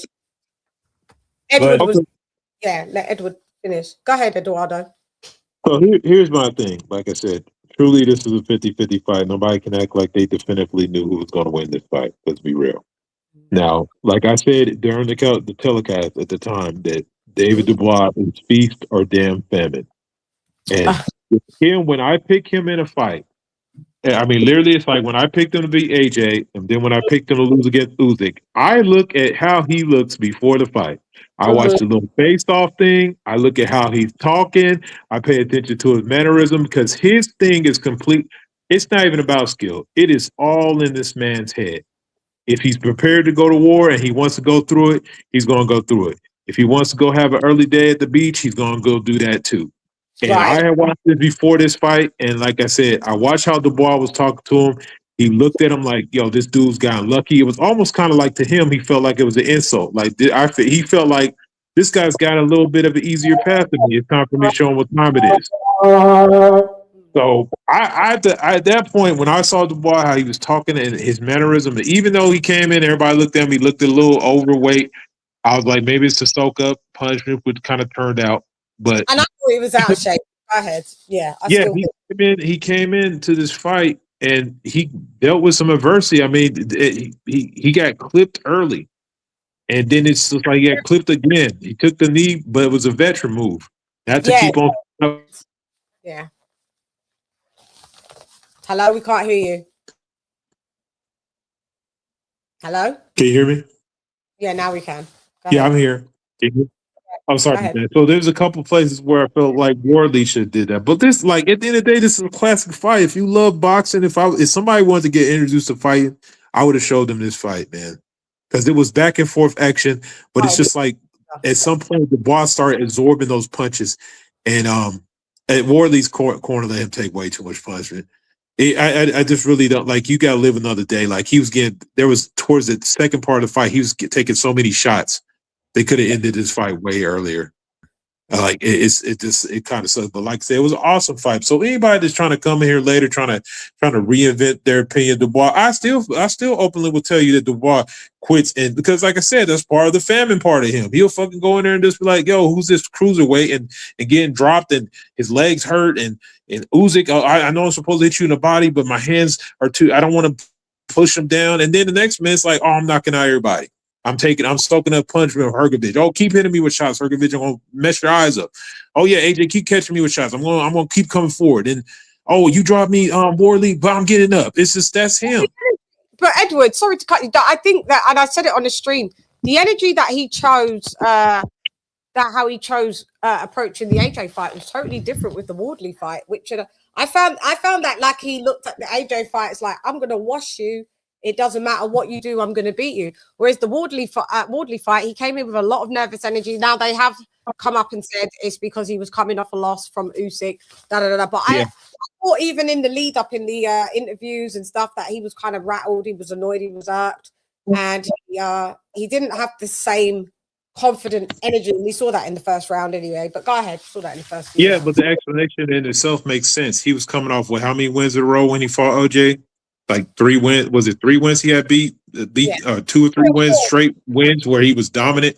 I mean, that dominant where he had fought through some stuff, and then he comes into a fight where he's coming off a fight where he's fought a guy for a second time he was confident. He had just beat a former world champion, and he probably thought he was going to perform better in the Usyk fight. I think technically in the second fight he looked worse than in the first one. Like, so maybe that's some of that energy coming in there. But in the second than the first, yeah, for real. Yeah, but I felt like the way he was talking at Wardley, like I really like there is like he's not dumb. He knows this dude can hit, so it's like, yo, he's young and he's hungry, but at the same time he's like, you know, he still want to be like, this is my UK, man. I'm like, bro, you're gonna have to take it from me. You're not just gonna come in here and I'm not gonna fall in love with all the stories and you coming back. He was right when he said, I feel like he said lucky, but that's probably not the terminology he meant to say. But he just felt like some of the fights, like, bro, you were this close. I see holes in you. And he took advantage of them in the midst of taking the best of them at the same time. That's the crazy part about it. Yeah. But why approach the AJ fight so different to this fight? Well, I know I just explained to you because you come off 2 back-to-back wins. You're on the street. Kosher confidence is going to be higher than when you just came off a knockout loss. So there's your right there. He's like I say, he's feast or famine. His confidence is through the roof when he comes in AJ. I just beat this dude. I beat Hrgovic. Y'all been talking about Hrgovic all over the place. He's the next dip, that, and the third. And then he comes into the AJ fight. And in this fight, damn, I just got my fight ass whooped by Usyk again. I can't beat this dude. I'll never be the best in the division. But I'm not letting this little young dude beat me. Yeah, but you know Wardley is an Usyk, so why have that such so nervous? Are you nervous because Wardley is a banger? Like he got power? Because Daniel, he got power and he's unknown. Said it. I can outbox him. I can knock him out. You know you're better than him. So why are you so nervous? Why? I don't know where you got. Like I said, maybe you guys watch more of that stuff. The biggest one I like is when they're sitting down, nobody's around, and they're doing like the what's that in front of the guy? He sits in the middle, and they have the conversation back and forth, like Ade or someone. Yeah. So I go off more of that because talking in front of me and all that stuff, I didn't see no nervousness when he was talking to Wardley. To me, he was looking at Wardley like he could beat him. Like he was looking at him like, okay, you're a good fighter. I respect that, but I really think you kind of had the chips fall your way here and there, and I don't think you're ready.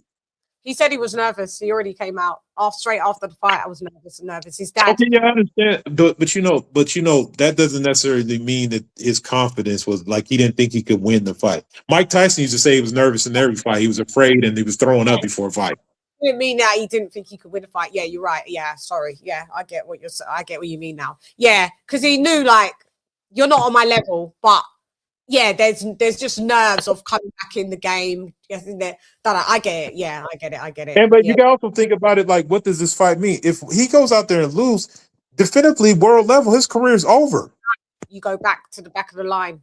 Yeah, you go back to the back of the queue. Yeah, you do. What's up, Ricky? Mi hermano también. What's up, man? What's up? I am here. Estoy aquí. Always. Normal. Okay,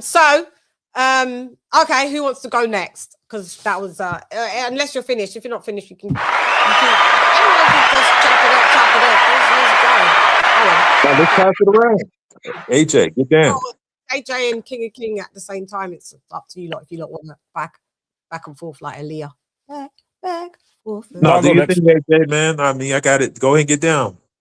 Go ahead, H. But I'll talk for a few. Then I actually have to get ready for my overtime shift. So that's early. Yeah. So I'll give my take. Then I'll have to jump off. All right. I picked earlier because I didn't know. You should have told me so I'd have known. So I could. It's fine. It's all good. Yeah. But they got to be there like 3 hours anyway. But just I got to run some errands before. But then anyway, beside the point. It doesn't matter. I went with Fabio to. Yeah. But I want Fabio to win. What I said, 11th round stoppage. Funny, the fight ended in that round, but it was the exact opposite. I hate when that. No, but I'm good. I saw. I'm with KOK. This was a 50-50 fight, a pick'em fight going in. I originally had a hard time discovering who would win, but I just went off recent form, and both guys were looking, so I went with Fabio.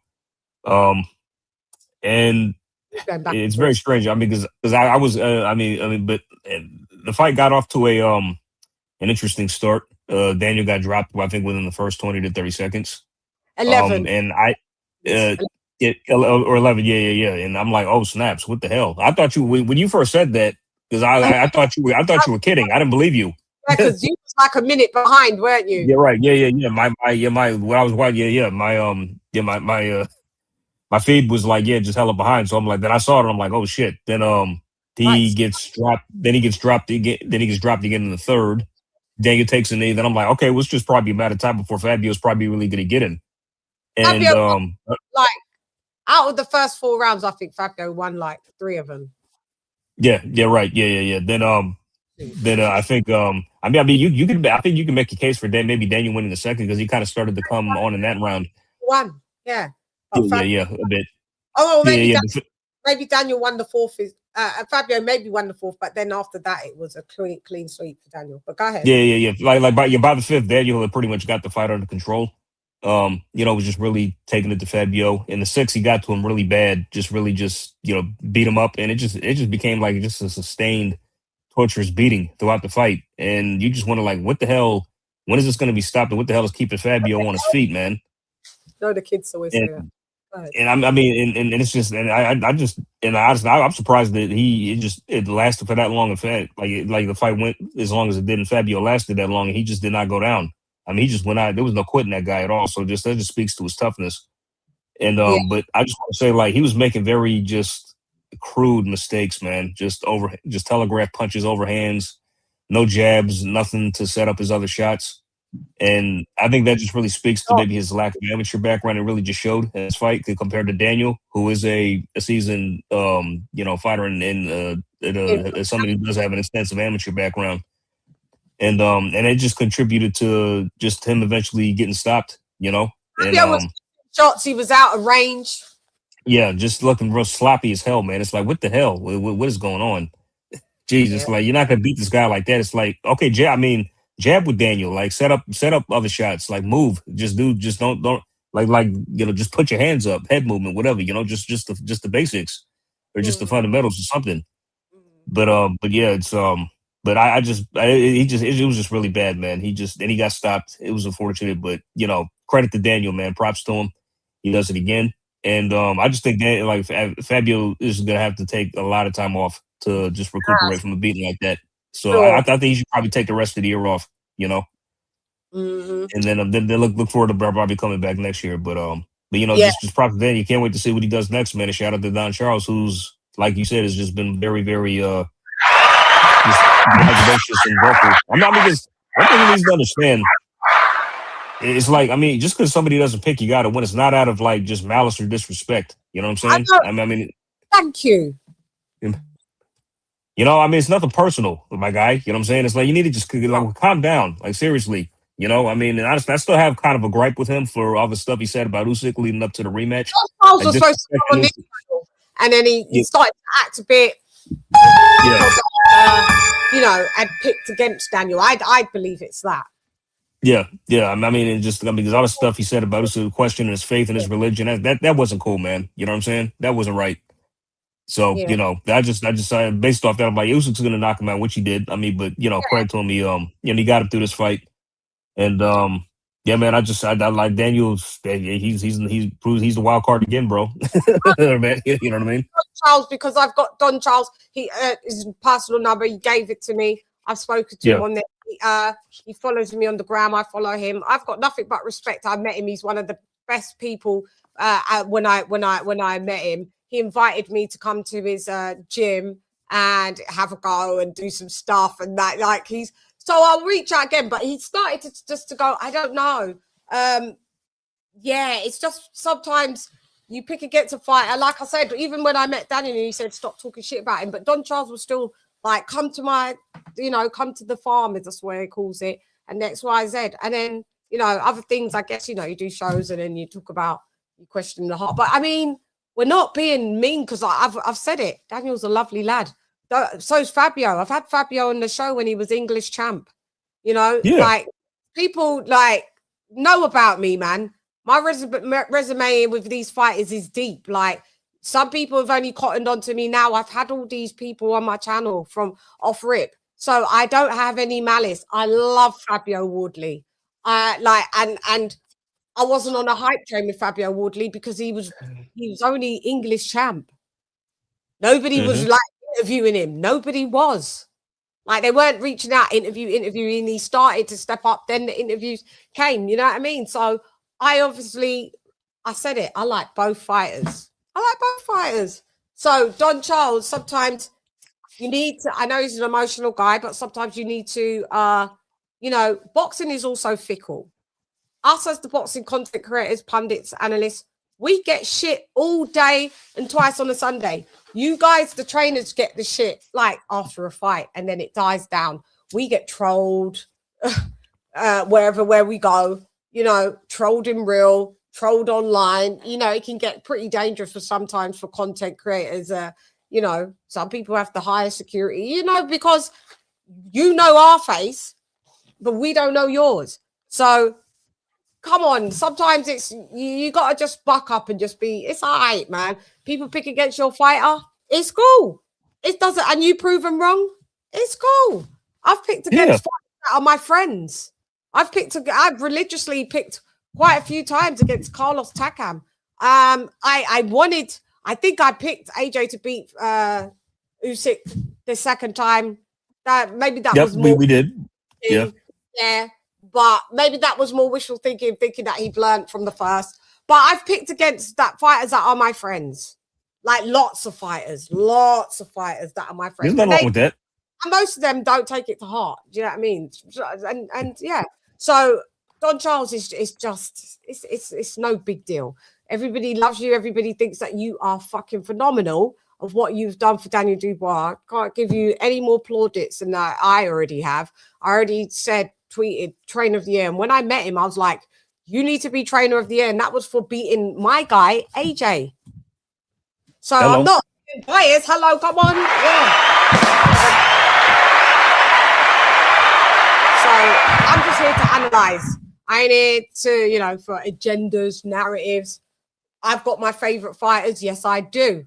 but I still try to keep it just across the board. Like, you know, it's not that deep because you got to be credible in this game. So you can't just be, you know, talking a load of shit. If I think a fight is going to lose and he's my friend, I'm sorry. Style for style matchups. But go ahead, AJ, before you go, anything lastly you want to say? I just thought I'd add that. Yeah, yes, a couple of people, shout out to them in the chat who just left who just commented that there's a rematch clause. I think Fabio should not give any thought to that at all. Leave that rematch alone. Take your time off and recuperate. That was a hellacious beat, and you just took my guy. It's not immediate. It's not immediate, but there is a rematch clause, and I believe. I mean, but just either way, the rematch clause. No, leave that alone, man. No. You don't need no. Take it. Wait, what? I heard he's going to take it. Oh hell, damn. Oh Jesus. Okay, well, I wouldn't if I were him. I just focus on warrior. Like he's a warrior. He is, but damn. Sometimes you do a rematch and you can win. I'm not saying that he does. I'm not like, but at the end of the day, you know, people going, he may not be the same fighter. We have said that, but for some reason, I don't think that applies in general. Again, in Espanol, en general, I don't know if that applies to Wardley. I think Wardley will take time off, and I think Wardley comes back. And I don't think he's going to be one of those people that are super mentally scarred. That's just me of what I feel, but I could be totally wrong. But yeah, he's not going to be. He's not going to be. I don't think he is going to be. It's not the fact of any kind of residual effect. The problem is just the physical healing. You don't want to be Zhang versus Joyce. I mean, you don't want to. That's the issue, because Joyce ran that second fight back and he looked at like he knew what time it was. He knew that he could get hit. Like, and there's nothing. Let's be honest. Like Wardley. There's nothing in that fight outside of you getting some big shots, because you kept on trying to land those layers. Once Dubois got your timing down and he was able to judge the distance, it was over. He's already going to go into the next fight with that. Tell me what you're going to do differently. Your head, you don't have head movement. Well, you're going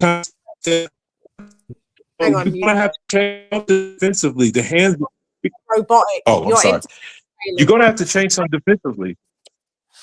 Oh, I'm sorry. Can you hold on? Let me change something. Right, he does take his head off the line when he throws it. He moves for the counter. But I know what you're saying. He was like rolling with the punches. Punch. Neither does Daniel have head movement, though. It's like kind of like no, I'm saying it's not a comparison of the fact. I don't know. Can you hear me, or is it still messed up? I hear you. No, it's not a comparison of. It's not a comparison who does not. I'm just saying the fact that he wasn't doing it was causing him to get his nose basically broken in a fight. Moving your head off the steering line when you throw a punch is different than when somebody's jabbing at you and you don't move your head. Because he was literally getting clocked with the 1-2 over. That's what he was getting hit. Like Dubois reminded me of that combination that Mosley threw on Floyd. He threw a little jab and then hit him with a fast ass right hand and kept hitting him with it over and over again. But he couldn't get out the way.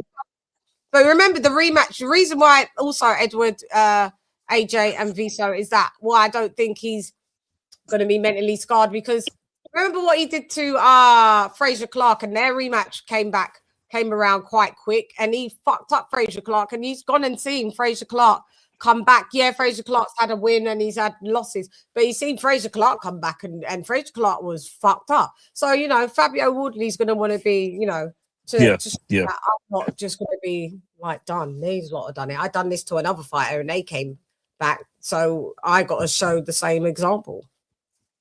I mean, I'm cool with the rematch. I just feel like if they talk about 6 months, hell no. He ain't gonna win. I'm cool with the rematch. He ain't gonna win though. That's all. No, he's not. That's it, and that's what I'm saying. Is it worth taking some? Especially when you know, it's not like you said, he doesn't got the background. I don't feel like there's still development there. His ability to develop a little bit, you know, and sometimes you're too tough for your own good. Yeah, but it's money and a belt. Yeah.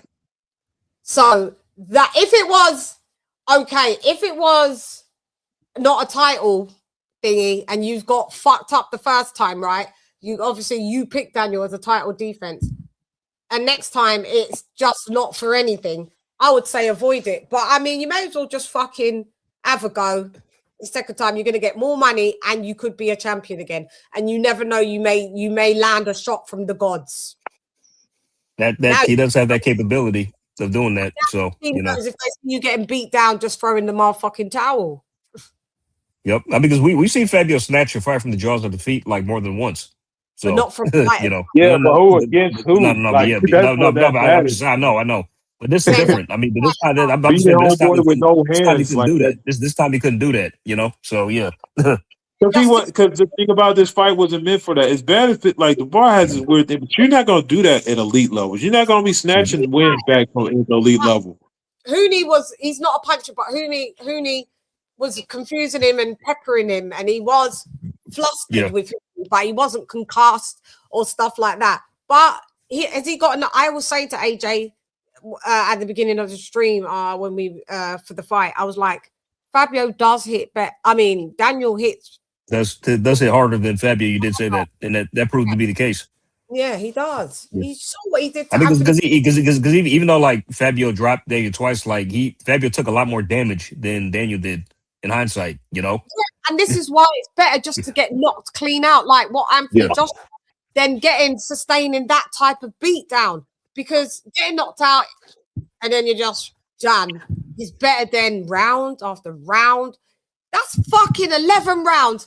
You got beat down like that. I would have said pull him out from the 7th.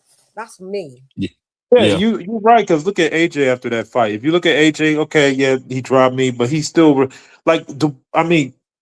Wardley went home and he's going to have some reconstruct. His face was ruined. It sounded like he had just went for a run or something. It was like, bro, like look, his face is like, bro, I'm sorry. The nose was broke. I heard you saying on telecast. I'm like, yeah, that nose is broke. It gotta be. I said it. He's got an 11-month-old daughter. He ain't gonna want her to even look at her. Like that's you gotta keep the kid away for a bit. Like you don't want to traumatize your child seeing that shit. His nose was as flat as a pancake. His eye, he was just distorted. And everybody is saying, AJ, if you need to say anything more, because I know you got to go ahead and interject when you need to, and then you could be, because I'm going to be talking. Gotcha. I mean, but I was going to dip out, but thank you guys. All right. I'll speak to you on the flip side, as usual. Yes. Flip side. Of course. Right, Later, bye-bye. Chann. KLK Viso. I'll holler y'all. Later, everybody. Okay, man.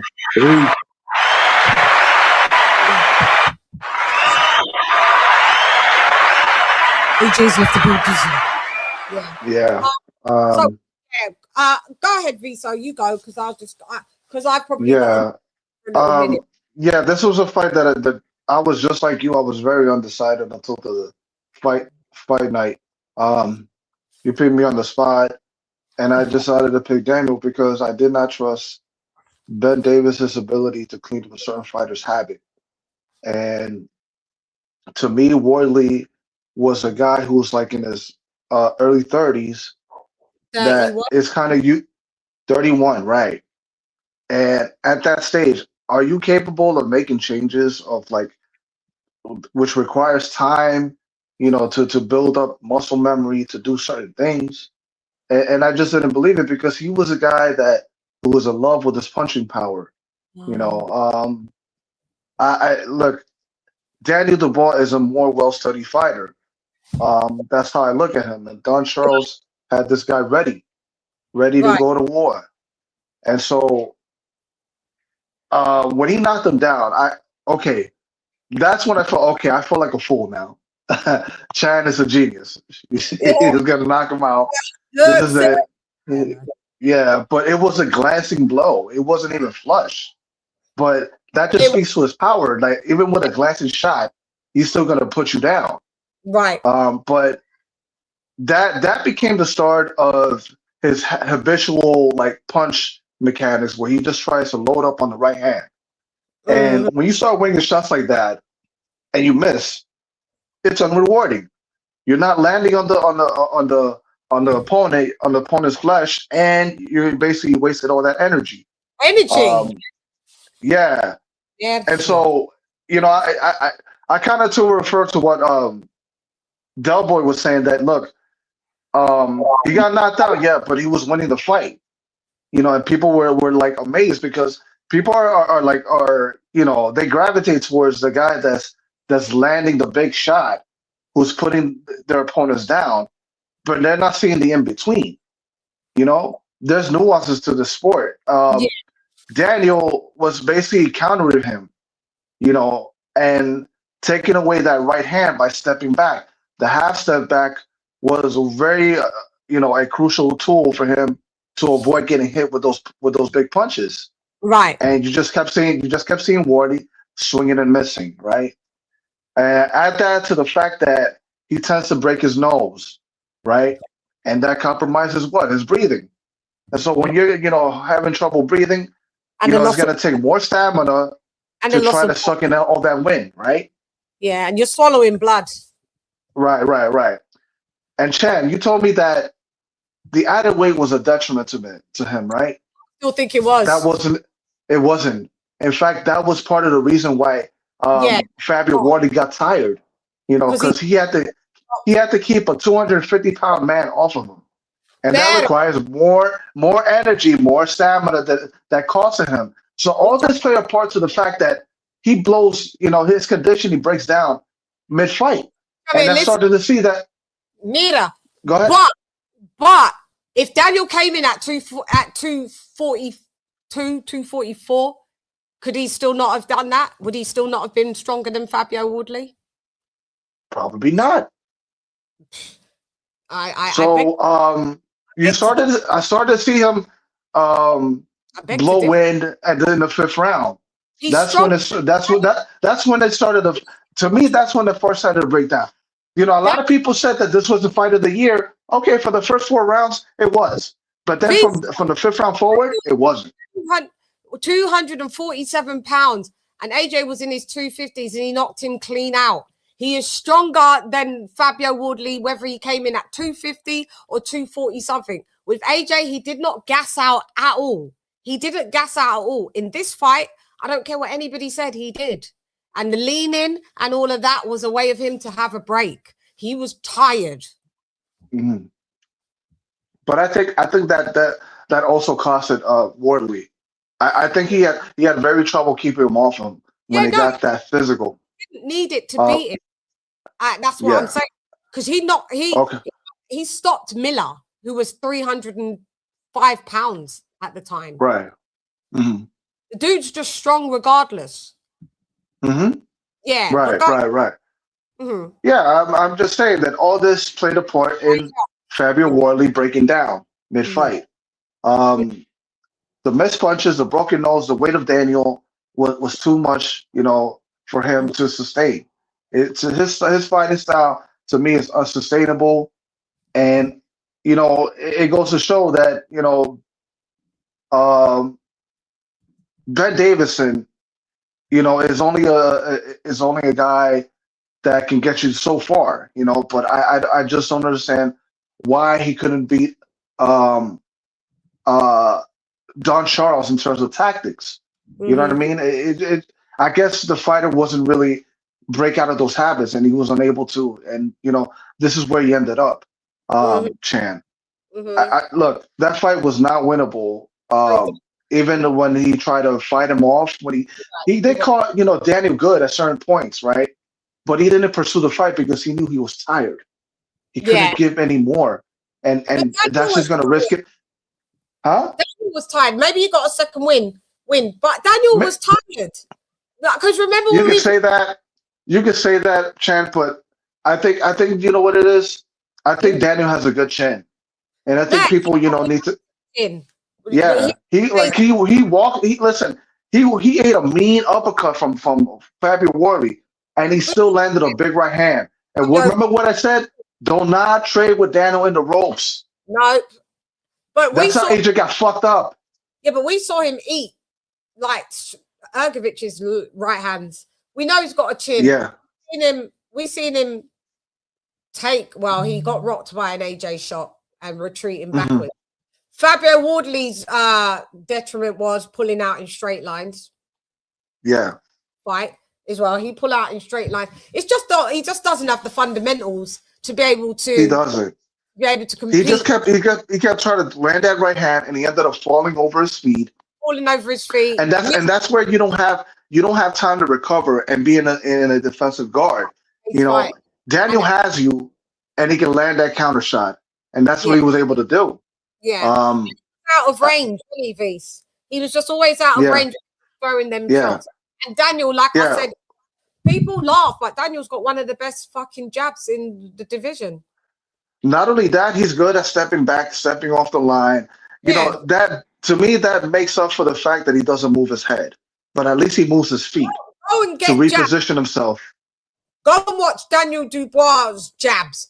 They are they're solid, and some people's jabs are range finders or deterrents just to get you away. Some people have the flick jab, doesn't have too much power. Yeah. Daniel Dubois is a power punch. His jab is a power punch. Right. Yeah, it is. They call it ramrod jab. But I heard that Wardley's camp was complaining about, you know, some dirty boxing tactics, but if you want to see it, go ahead, sorry. Go ahead. Yeah. I listen, what really did him in was that jab. I think that was a jab that broke his nose, you know? Yeah, he's saying it's the elbow, or what's he saying? The elbows, the headbutts, you know, that he might have landed rabbit punches, but you know, one of the things, this is another habit that he does, Fabio Wardley. He tries to turn exactly. Yes. He turns his head, and that makes him vulnerable to getting hit with rabbit punches. Yeah, you turn your head, and that's why you turn your back, and that's why you got to fix that, because certain revs will wave you off. Yeah. Instead of just stepping off, instead of ankling off the ropes, you kept falling in. You try to lean in. You try to bob and weave, but you expose the back of your head to punches that you don't want. Yeah, because you were saying that. You was like, oh, why is he not angling off? You said he needs to, when we was talking about it, he needs to angle off. If you get to angle off. Exactly. You're lucky that you don't get the fight stopped when you keep turning your back. Yeah, and thankfully Howard Foster had enough sense to finally put an end to the slaughter, you know, because if that fight would have continued, it would have ended badly for him. I think he would have finished him off in the 12th round. Oh, he was listen, I can't believe he didn't go down. Viso, yeah, me too. I don't know if you remember, or anyone in the chat. There was a time when I can't remember what round it was. There was a time, because you got to go back to my life, that Fabio Wardley was out on his feet for about 10 seconds and wakes up. I fucking, you know, I don't lie. Yeah. It has to be maybe the 10th round. Maybe it could have been the 11th round. Before it could be the 11th round. He's coming back there. They're not in center ring. There's this corner, that corner. Daniel's got him moving on the back foot. So Daniel's coming like that. So they're side angled to us like that, right? Daniel is peppering him. I wish I could play it because I get flagged. The last time I played stuff, they demonetized me. So I guess I got. Yeah, I was wondering when are we gonna do that film review or like a rescore? You know what I mean? Of the fights, you know. Oh, we can do but when we do rescores, we watch it individually on our own TVs. Yeah, exactly. But what I have to realize is that some content creators do play the footage, and it's because they're DAZN affiliates. So I'd have to maybe apply. Right. I know who they are. Yeah, you know who they are. And listen, Fabio was out. I kid you not. I say it on my stream. Fabio was out on his fucking feet, right? Legit. And he woke up. And then when I took it off mute, Barry Jones said the same thing. So I know I was right, and I was in the beauty. He was out on his feet and came back. Okay. Yeah. That guy's a warrior. You know, I understand why these fights get, that he's involved in, get extended. You know, he gets given, too much leeway because he has that, hammer of Thor of a right hand, that finishes fights. Yes. But it doesn't mean anything if he can't land it, Chann. Yeah. So I'm in agreement when people are saying that it should have been fights, that fight should have been stopped. Round 7. People say this. Round 7 or 8 would have been fine. You know, that would have saved him from further damage. But because of the damage that he took, he has to take an extensive amount of time off to heal and reconfigure what he has to do inside that ring. Because some of the habits we're seeing, I'm sorry, that's not going to win you. That's not going to win you world title bouts. Okay, it might work against a stiff, you know, in the local area, or some guy who, you know, got a propped up record. Okay, but against world title contenders, that's not happening. No. And Viso, I've seen this happen with Joe Joyce. Let me just say something. Hold up. Right. People started to get gassed. And I remember they started to put Joe Joyce as a number 3 in the heavyweight division. And I was like, that's crazy. They put him ahead of AJ at that point. This is when I remember. do you remember? I was like, they'd be drinking the Kool-Aid. I see the same thing that people were doing with Wardley. He was at number 3. Oh, remember when he beat Joseph Parker? They had they were claiming that he had a better because he hunted him down, right? For however many rounds in that fight, right? And he was bludgeoning him, right? They try to compare him, you know, that performance to what AJ, who had trouble, you know, fighting Parker at that time, but he was a fresher, younger fighter back then. Undefeated, went the distance with him and just outpointed him. Yeah, just totally outpointed Parker. Yeah. So, they were listen, I heard people calling him the next George Foreman because of that fight. People calling him that too. No, you're not. George Foreman, why they acting like George Foreman had no technique? Word. Right, no, and he would bludgeon, but George Foreman still had technique. But yes, he would bludgeon you. Yes, he had a fucking chin. Yes, he'd move forward in that mummy style and fuck you all the way up. It's still not Fabio Wardley. Still, I've heard people keep saying this. Fabio Wardley is no George Foreman. He ain't. Yeah. They need to stop with that. Not Fabio. I was referring to Joe Joyce because you know. I've heard them say yes. Oh, really? George Foreman, Johnny Nelson. Yeah, I don't see it. I don't see the comparison. Yeah, I don't see the comparison. But yes, Joe Joyce got that comparison. So yeah, I get it. Yeah, with that. Yeah. Joe Joyce has that style, but remember, Joe Joyce is an Olympian, like as well. So that Joe Joyce, just because he looked big, he did have technique. It was just that he had the slow feet. But Joe Joyce, though, he used to do capoeira. You know, that Brazilian. What amazes me, because a guy that moves like that, unfortunately, does not have the foot speed. That's a mind. It's a mind fuck. You know, to be honest with you. Yeah, he's the mummy, but yeah, he could do the capoeira flip, like with the flip with no hand, like on the canvas. And I was like, yo, that is wild. Yeah, so he still had the dexterity. But let me. What points? Because I've got a myriad of points. Are you okay? Because we'll close up in about 15 minutes. Because 15. Yeah. I mean, look, Fabio Wardley, he's a warrior, man. He's a warrior. If he wants, again. If he wants this rematch, it's your funeral, bro. But you have to fix your whole approach. You know, your defense has to get better. Yeah. The footwork has to improve. You have to. So who's culpable for that? Because we always hear about, you know, he's got his long-term trainer is a guy called Rob or something like that, but he's gets trained also by Ben Davison. So it's the whole team's fault why he's lacking defense. They need to drill that. Yeah, and I don't think Ben Davison is capable of doing that, because look, he's 0-2 against Don Charles, and it's like, look, he said it. Look, I heard him talking with Radio Raheem. Yeah, I don't know if that was before the fight or after, but he said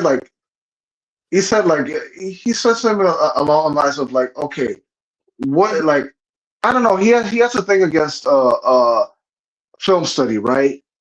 And it's like, what are you gonna do with that? Who? Don Charles. Who? What was that? You said Don Charles has got a problem with who? No, and I'm not saying he got a problem with someone. I'm saying he got a problem with film study. Like he was having a conversation with Radio Raheem, and I called that, and I'm like, here's a guy that's kind of full of himself, right? Because film study is very important to prepare for an opponent, right? Now, yes, he is right that certain fighters are not drilled into having jab defense, right? And that's really important to taking away a fighter's, range, because that is the range finder. Yes. But let's not throw the baby out with the bathwater when you say like, okay, what are you gonna do with film study? That someone I didn't hear the whole interview exactly. I'm gonna get to it, but Charles saying he doesn't do film study. Is it Don Charles the one? Because I know Ben. Don Charles, yes. Okay. I guess. Yeah, listen. When I find it, I'm gonna put it up in the group chat. That way we can watch it. I think that Don Charles is a good trainer, man. I think he really helped Daniel get to 2 world titles, and to do it against 2 of the biggest like heavy hitters in British boxing history, Wardley and then AJ. He's had a terrific run. I can't fault this guy for that. But don't get it in your head that you can't do anything to prepare for us. No, people get got, man. And listen. There's no shame in losing to Usyk, which is why I didn't like how you badmouthed him in the lead up to the rematch. He's just an all-time great. You have to respect that, So don't push the horses, But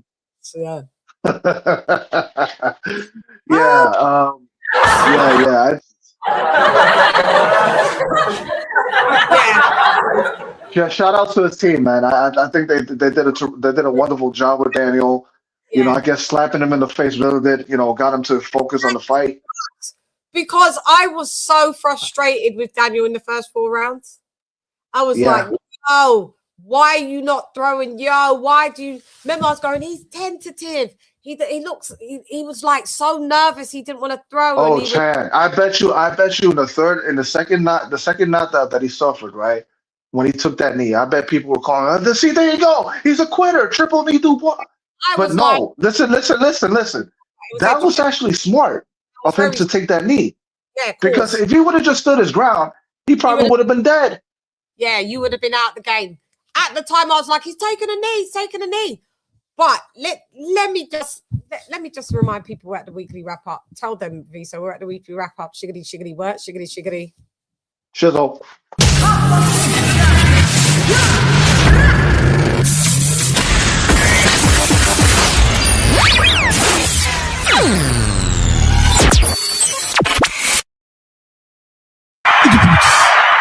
Okay, like I've got some words to say on this, and I was like, because like neurodiversity, Daniel processes things different and there's good things about that, and there's I think when he loses, it's not that he doesn't care, like he doesn't dwell. But what I'm saying is that entire fight, that both times when he gets dropped, you're supposed to look at your call. Even while he was fighting in the clinches, when he kept doing was looking at his dad. Go back and watch it. I called it out every single time. There was times when he had Fabio in a clinch, and then he's looking at his dad, and I'm like, and then there's one free hand in the clinch. Fabio, boom, clocks him in his head. Because you're looking at your dad, you're not paying no attention. He looked at his dad. I don't know if that's a good thing, bad thing, but he looked at his dad all the way through that fight. Let me tell you, his fight of the year contender. I thought Daniel came in out of shape because I've never seen Daniel with a belly before. I haven't. But I hear what you say, Viso, and it was something that helped drain. But you could only come in like that to drain a fighter that doesn't have the fundamentals to offset that. You couldn't come in at 251 and do that to Anthony Joshua, because it's not going to work, because he's got the fundamentals to not allow you to do that. Doesn't matter if you're the same weight as him or more than him.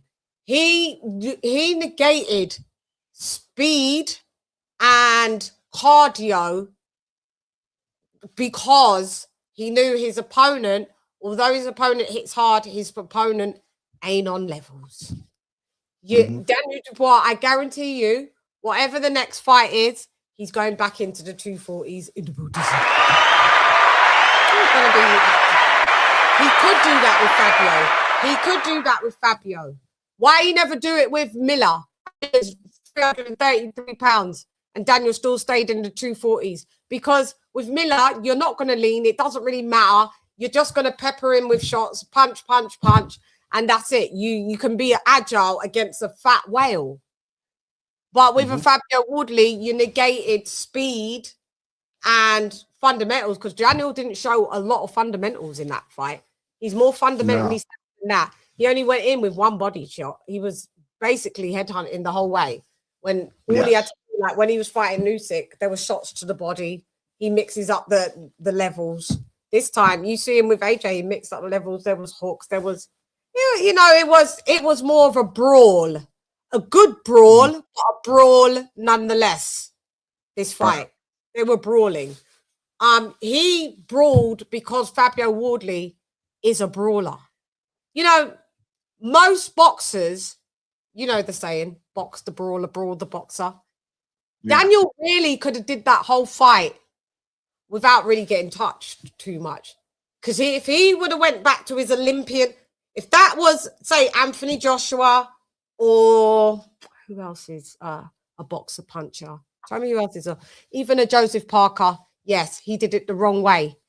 But Joseph Parker has got the skills to actually beat Fabio Wardley. It's just, I don't know what you're doing down this stretch of your, but he was doing fine in his career at this time. He's coming off wins. But if you know, but Fabio Wardley doesn't have to touch you if you can really box. To be honest, if you can really box, you don't get into a rock'em sock'em with Fabio Wardley. That's how every single fighter has been knocked out, more or less, by him. You can box that guy from the outside. Bong, bong, bong, bong, bong, and dance. You think Alexander Usyk would fight Fabio Wardley in the pocket? Or even always at Alexander Usyk, he is a daring guy. You see him come in the pocket with fury, pap, pap, pap. But you see him leave, though, and you see him circle. Daniel could have did that. And still then knocked him out. Because you would have tired the dude out. Because he doesn't have the ability to even know what's in range to even get you. Because even when you was right in front of you, Fabio was still out of range. So that's just my take. That's my take. And also, what was the other things that, it bothered me that all he did was look at his dad. Am I supposed to do this? Maybe, and that's just how he fights. And that's just what I just got to put up and shut up. Maybe that's just how it goes. But for me, that inconsistency, if you always, God forbid, if anything ever happened to Daniel Dubois' dad, even as far as an injury that he couldn't be at ringside, these are my qualms. If your dad's not there, what happens? Well, I figured that if you're gonna do that, like look back outside the ring, I figured it'd be your trainer, right? This is my point. It's never Don Charles. Right. It's Don Charles slapped him and got him into, but even at the post-fight press conference, then they said, yeah, you've got Don back on your team. You know who Daniel thanked? He thanked his dad and said, thank you to my dad and the team. You got Don Charles sitting right next to you. Every single time you do an interview, you never bring up Don Charles. Go look. Go look. I kid you not. That is alarming. It's a symbiotic relationship with his father. I get it because of the wiring, like I said, the neurodiversity. But where does that become? Why does that mean that I'm not being bad calling it out?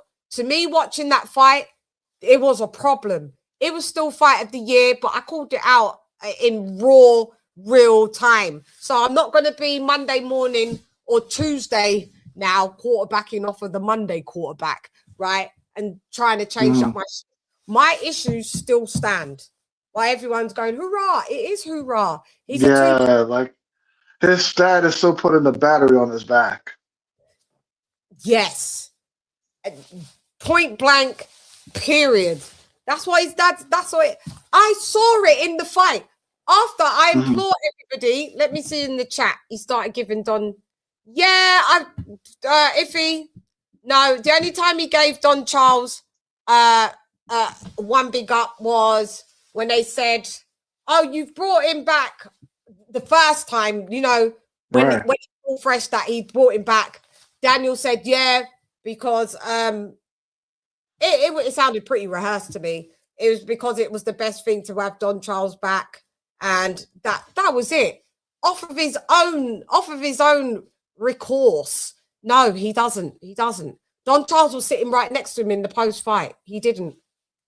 Yeah, he said he needed that slap from Don because he was asked about the slap from Don. But when they said, you've got Don back in your corner, and he said, shouts out to, when he was talking, shouts out to my dad and my team. Right, because that tells you, Chann, that his father is still making decisions for him. He didn't say, I'd like to thank Don Charles, you know, Spud, dad, whatever. It was his dad. So, and I saw it in the ring until he actually daydreamed off looking at his dad, and Fabio Wardley in the clinch with the free hand clocked him on the side of his head. You think I'm joking? You think I'm kidding? My memory's impeccable. Go ahead and go look at it. I said it on the show. I was like, look, why are you just looking at the dad? You just be looking. You gotta stop that. So for me, that's where the problem is. Great fight. I also saw it when he fought Baby Miller, and he was near enough going to quit. He was. And he looked over, and the dad was going, la, la, la, la. And he decided to stop Miller that way. I've seen it the whole way through, but I was shocked because this is the most that I've seen him look at the dad. Look in mid-fight like that. Like, it's crazy. I seen that he looks at his dad, when he takes a knee or when he's down, look. So they are trained to, you're supposed to corner sometimes. But I want to know, can you, because a lot of fighters don't always look at their corner when they get dropped. They know within themselves, even if you get dropped, right, and you are so fucked up and your corner says get up, you know it's your body. I can't get up just because you guys told me. And vice versa. If you guys think I'm that fucked up and you tell me to stay down, but in my body, I know I can get up, I'm going to get up. Where is the independent decision making is my whole point. Right.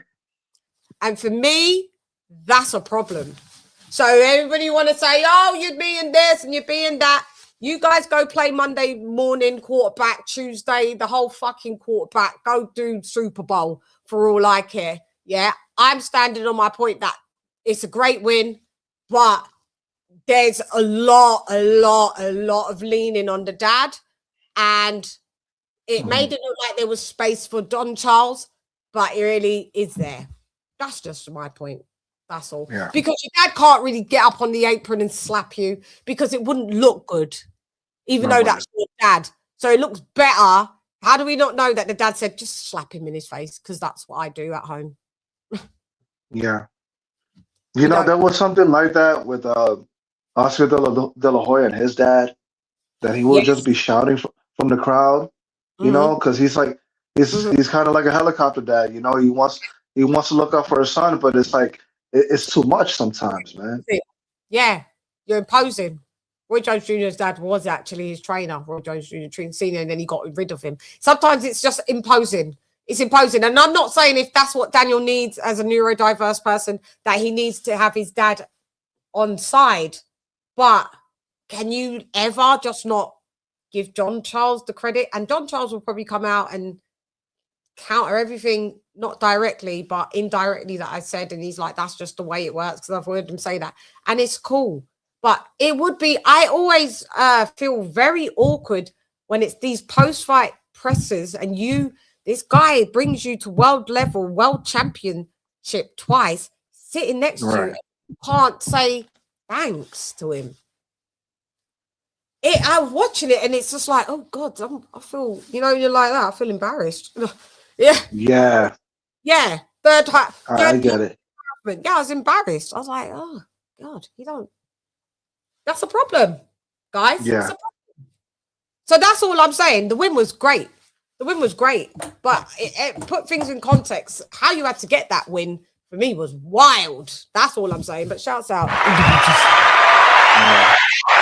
Let me just say, Fabio Wardley, hands too low, no defense. I'm just going to mirror everything that you said, Viso. And you actually said this in the beginning on the stream when we was live to watch the fight with your down, and you said all of that. You said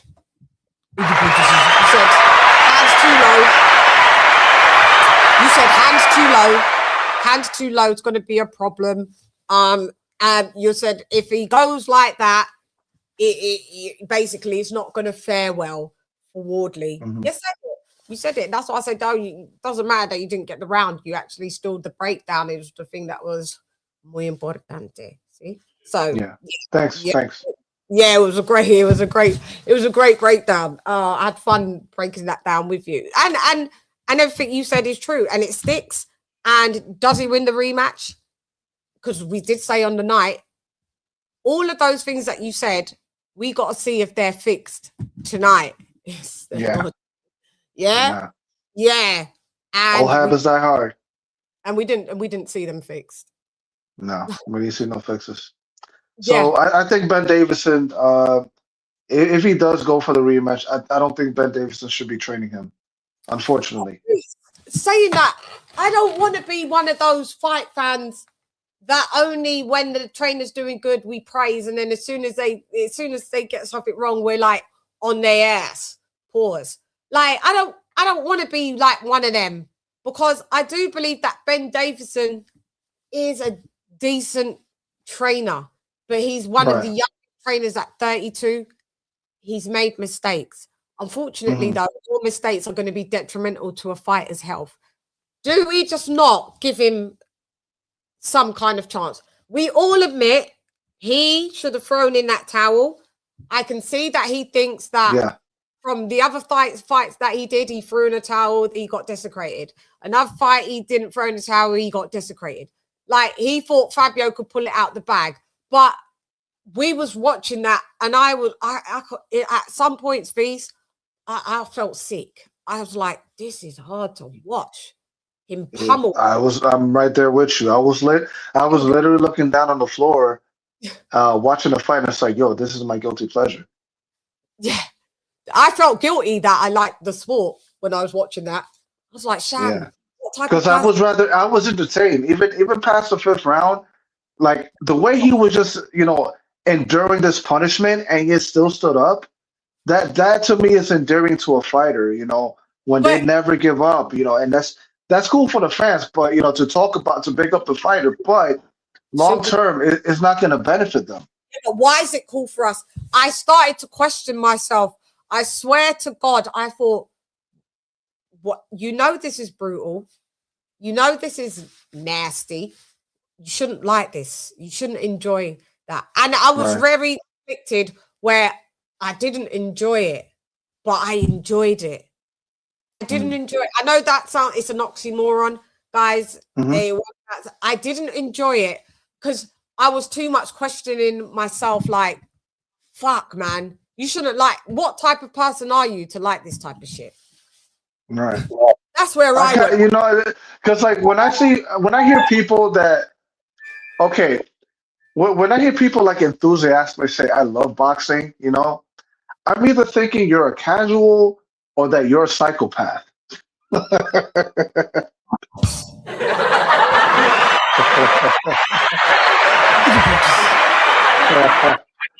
Even the great ones say they didn't like it doing boxing. Sugar Ray Robinson. He didn't like boxing, but he was good at it. It's great. Neither does Fabio. Yeah. He don't like boxing. He said he don't like boxing and he don't watch it. Yeah, Beterbiev, yeah. So shouts out to, are they the psychopaths or are they the casuals that actually fight? Casual. Yeah. Because you've got to be a psychopath to actually put yourself in the ring and say, but I don't really like it and I don't watch it. Yeah. I'm not that passionate about it that when I'm out the ring, I don't fucking watch it. Yeah. I said the same attitude with Moses Atama.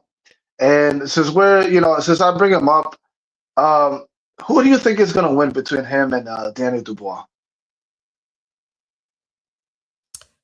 In my opinion, I would have to say that's another. I'm going to give you just a preliminary response. It could change, but I would have to go with Itoma due to the foot speed, the angles that he poses. It's going to confuse Daniel. And once Daniel gets confused, I'm sorry, he goes back into his shell. Now, en route to that, for me to make that a solid pick, you're going to have to put Itoma in with a puncher. I need to see him get landed on. How he takes a shot from a puncher. Till then, that's just my preliminary answer. Because after all this, he may not have a chin. I feel that he may do, because I've heard behind the scenes with the amateur. Oh, actually, I think I put it out when I interviewed Josh's first trainer, his trainer at Finchley, Sean Murphy. Shouts out to my guy Sean. He said,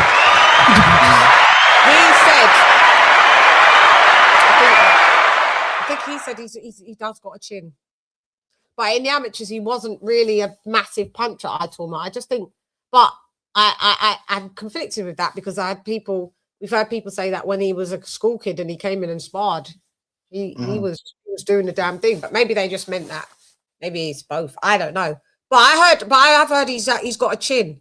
But I don't know. What do you feel about that? I would just say angles because he can dance a bit like Usyk. Yeah. He's had a short number of fights, but his skill sets, And he's southpaw.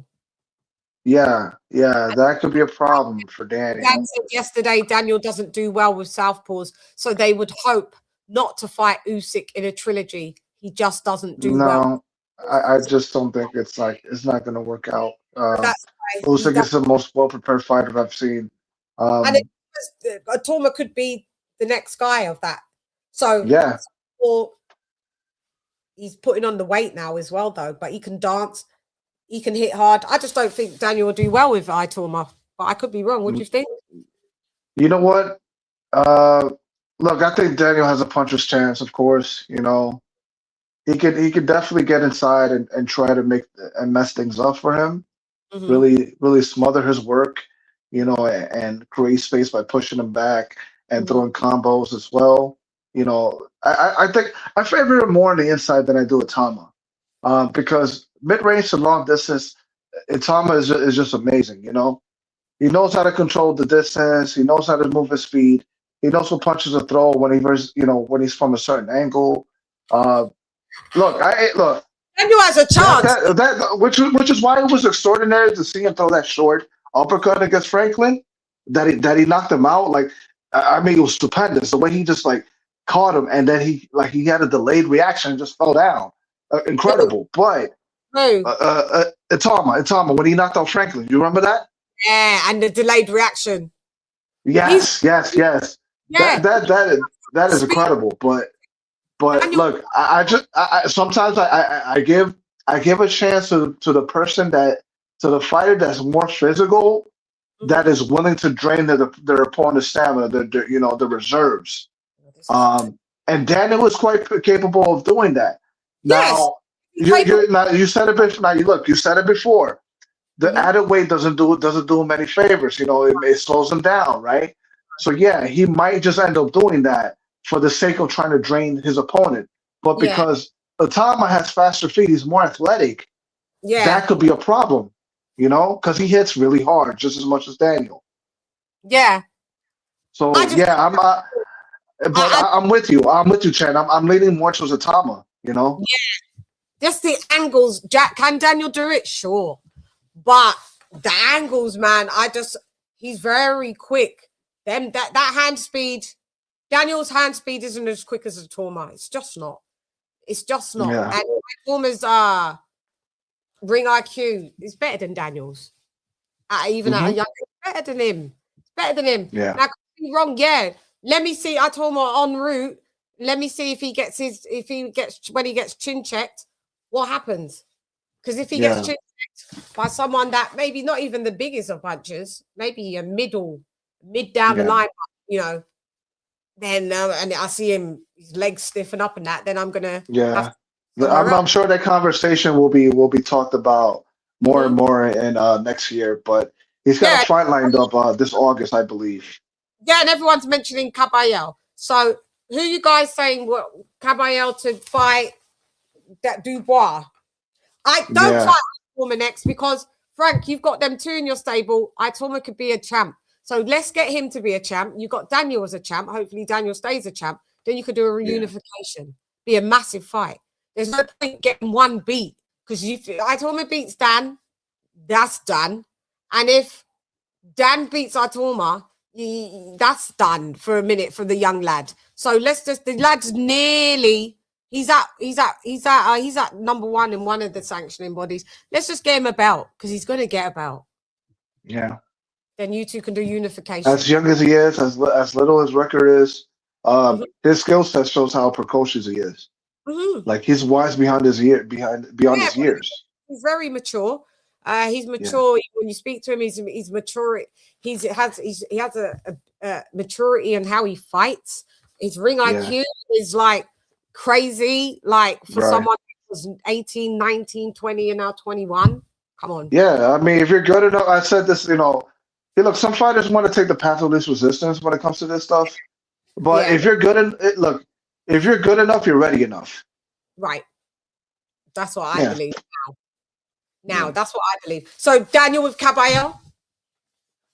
Well, I want to root for Daniel. Really, I think he's a fun fighter, man. I go with versus against Caballero. Yeah, he might Daniel might tend to headhunt, but he's good at level changing. He's good at throwing to the body too. The body. Yeah. Yeah, I think both of them. You know, I think when it comes to body punching, they might cancel each other out. You know, right. But I just think Daniel has more of a variety of punches. Yeah, and he can dance in the pocket. You know, and hits harder. Caballero's got good movement though. He got good movement, but it's not Usyk movement or Itoma movement. But he got good movement though. He does. But I do feel that Daniel. Oh, it'd be interesting to see when Daniel gets hit with. I mean, because the last time he Caballero fought, he got kind of touched up. You know, he didn't look good. No, he didn't. No, the last fight in Germany. Yeah, very entertaining. Very, very good crowd. You know, by the way. Yeah, he didn't look stellar as he did against Makhmudov and etc. The other geezer, I forget who else was the next one that he fucked up. But yeah. I mean, it's very interesting. I was saying today, Reese, when the Ring magazine put out their ring rankings, and I was like, heavyweight rankings, and I was like, it's a weak heavyweight era because they got Filip Ergovic and Efe Ajagba 5, 6, 7, 8, and they've got Ergovic over Itoma. I'm like, no, from 5 down, you're wrong. AJ ain't in it, and it's understandable because you're inactive at this point now, so you can't complain that he's not in it. He'll get back in it, I'm sure. With you're gonna probably put him back in with after this fight, even though I don't know, because the guy's not no one. Fury, you're gonna have to rank. I don't know how to do it, but Fury's at the end of his rope. He's almost done with the boxing. They got Fury at. So I'll pull it up. Yeah, go ahead. Pull it up. Hold up. Yeah, let me just Ring magazine top 10 heavyweights. There you go. Hold up. Official rankings. Let's go. Okay, so I'm going to share it. Hold up. Okay. Hold up. There we go. Share screen. There we go. So there if you guys can see it. So Alexander Usyk he's the campeón del mundo, as we know. So we got Daniel Dubois at number 1. I get it. I got it. Caballero. Number 2. I don't know. Maybe. Who knows? Tyson Fury, number 3. I'd maybe nudge him down maybe to 4, but okay. I wouldn't have him as... I don't think I'd have him at 3, but not going to cry over it. Fabio Wardley at 4. All right. Philip Bergovich. Now, this is where I have the real problem. Yeah. It should be down at the bottom, if even on the list. He should. He shouldn't even... I don't even know if you've got to be top 10. And I think if a jobber should be left off the list. A Jugba should... Yeah, so Flip should be like number 10. Torres shouldn't be on there. Wow. I don't think Torres should be on there. A Jugba shouldn't be on there. He hasn't fought anyone yet. And it's like... I know even Moses, just because he's undefeated, yeah, he's fought, but he fought Jermaine Franklin, all right, and Dillian White, yeah, faded, but he should be above Ergovich. You've lost 2 times now. Torres, don't know why you're number 8 heavyweight. Murat Gassiev, you looked like trash your last fight. And Justice Hooney, unproven. I'd rather put Hooney up a little bit. Yeah. Just because his skill set's way better than all of these lot. And, you know, it's a weak heavyweight era. Yeah. Now. I think there's going to be more parity after Usyk leaves. Yeah, since the absence of AJ, it's gone boring. I'm not going to lie. Because at that part, you know, even though the bullshit, you had AJ, you had Wilder, you had who was the other geezers? You know, I walked this earth like a god. I mean, Charles Martin. It was mixed up. You had Alexander Povetkin, Dillian White, you know, Yeah, there was Ortiz. See, Ortiz. Yeah, you know, it was moving. This is I guess we have to tune into the next Olympics, Chann, you know, to see who's coming up, who's going to be on the come up. Yeah, I know, but fuck, we got to wait though, innit? It's a while. That's still a while. That's what, in 2028. 2028, they still got to, doesn't mean that they turn pro straight away. And even if they do, you're going to have to wait 10 fights in to really start liking them. To see, yeah, so probably 2030, you'll probably see who the prospect is. If I'm still there, fucking in an Adidas fucking top and tracksuit, just you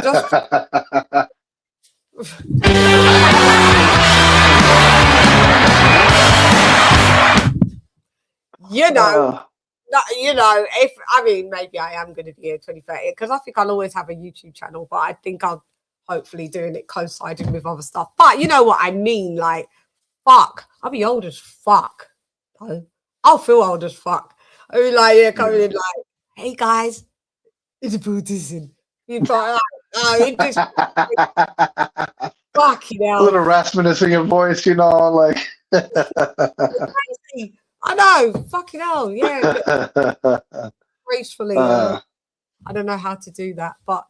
Yeah, that's a thought, man. You actually made me think now, Vita. I'm like, oh, I'm sad. Because I'm like, oh, God, I'll be old. I'll be old. and being old in the background's fine, but when you're old in public on YouTube, people are like, yeah, that bitch is old now. That's good. Yeah.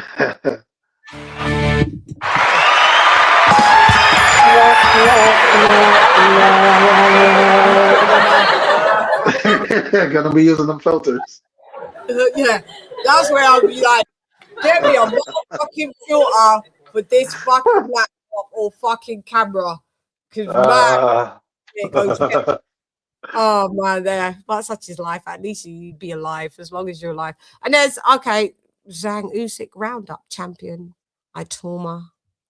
I think I say his name wrong. Itauma. Everyone says Itauma. Yeah, that's fine. Yeah, I know. I always say Itoma. Kabiel and Zhang. Where is he? He is on the. He's like I don't know. It's like he's there, but like he's not doing anything. Oh, they've got it like this. I thought it said on the side. He's on the slide. So they've got it when you're on the slide. Oh, right. When you're trending downward, yeah. But it's like, yeah, he hasn't been seen much since. What was his last fight? Was it against Gabriel? Or was it against Wilder? I can't remember. No, it was.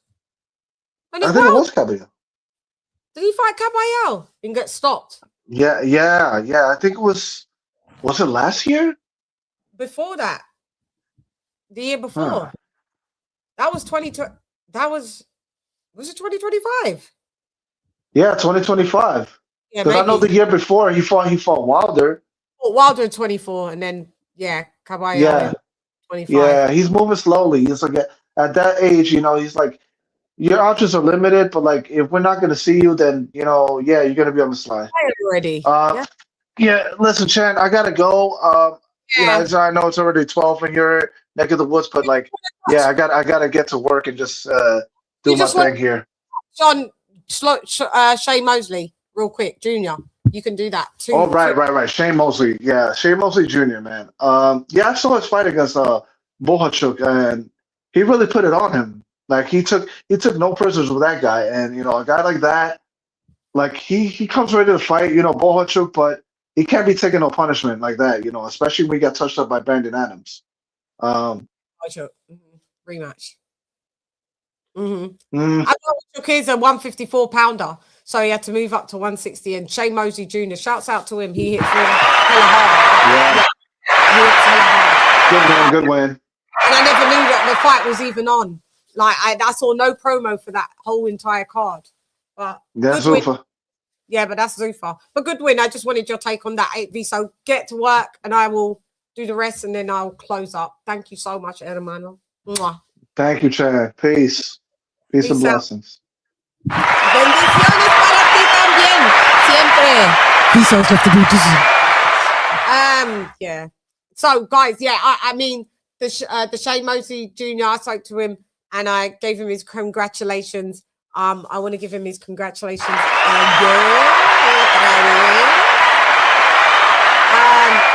I think he did an amazing job. I was a bit worried when he decided to fight in the pocket.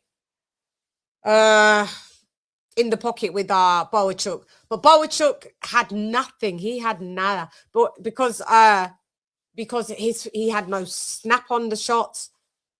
He was just it was just like that, and he was what he does is just on Shane's chest. And yes, when I looked at the punch stats, yes, he threw and landed a lot, and it was like very close in the punch stats,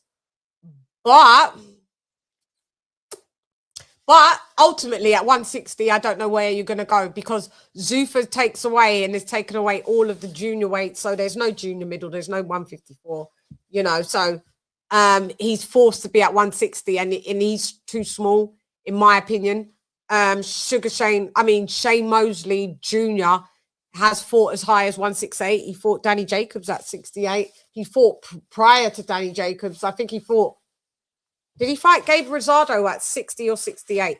Anyway, my whole point is that he's quite a big lad anyway. And I actually prefer Mosley Jr. at 68. Guys, if you see him at 68, he hits hella hard anyway. But if you see him at 68, oh, Lord. Yeah, he doesn't have to cut too much weight. And I feel that sometimes he can look a little drained at 60. But in this fight, he actually didn't look, he looked very well. And that's why initially I thought the fight was at 168. And I was like, fuck, Bohachuk's gone up 2 divisions. But no, he didn't. He's gone up 1 division. And it's a good win. And I'd like to see where Shea Mosley Jr. goes next, because he did call out Callum Walsh. Callum Walsh does have a fight, I forget. So let's see where that goes. It's good if I'm not sure the trajectory that Mosley Jr. wants to go, because I know he wants to be a champion. I know he wants to be undisputed. But how do you do that? Like, I got to get this Zuffa thing. Like, are they acknowledging the sanctioning bodies or are they not? Because this is what's confusing. Because if people go over there, are they just solely, does he just solely want to fight for a Zuffa belt? Maybe he does. Maybe he doesn't. I have no clue. Yeah, I don't know. But I mean, we'll see where that goes, and hopefully he makes like good money being over there. But you have to remember, he's also he's how old is he? 35. He'll be 36 in December. So time's ticked, and you know, for them weights, you know, you're already on the other side, like you're already on that bit. But he seems like he's improving on that bit. I don't know. I'm just gonna have to watch. I'm just gonna watch. Yeah, but it was a good win, and I'm very, very happy for him, man. Zhang had a fight recently. Oh, did he have one in China? Was it in China? Skrilla 50. Skrilla 50. Was it in China? I didn't know that. Or maybe I did know it and forgot it because it wasn't a big deal. Maybe. Could have been in China. Yeah. So yeah, but it was a good win, and I'm proud of him because, you know, yeah, let me see, because it shows that perseverance gets you somewhere. Yes, and he won. Okay, so he's coming off a win now. But yeah, I thought maybe I'd caught a whiff of that for me to know that it was in China, you know. Oh, these lights. Do you know what? I hate the light bouncing. Yeah, that's better. Yeah. Yeah. Okay. Well, I don't know where. Like it says, he's on the slide. He's on the slide. I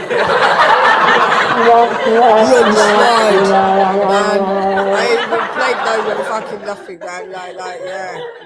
Please get the fuck out of here, man. It's my night. So at this point, like this. I feel sorry for you, Prime. Your allegiance, these humans. The trouble with loyalty to a cause is that the cause will always betray you. Boxing's not loyal. It's not loyal, is it? Yeah, it's not loyal. But shouts out to him. I can't believe that they've got it like people on the slide, like down arrow. On the way up. I'm all the way up. Poor Zhang. Fucking hell, poor Zhang. And but back to Mosley Jr. I'm glad for him. I'm happy for him. I want to see who he fights coming up next because, like I said, Callum Walsh has got a fight. And I don't want Shane Mosley Jr. to be sitting out because he sat out for long enough in his entire career under Golden Boy as well. So, you know, Golden Boy didn't do the best for him, did they? So, yeah, but shouts out to him, man. Just another round of applause.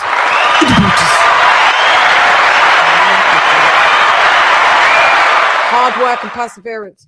Let me do the members only roll call, guys. Hold on. Hold up. Yeah.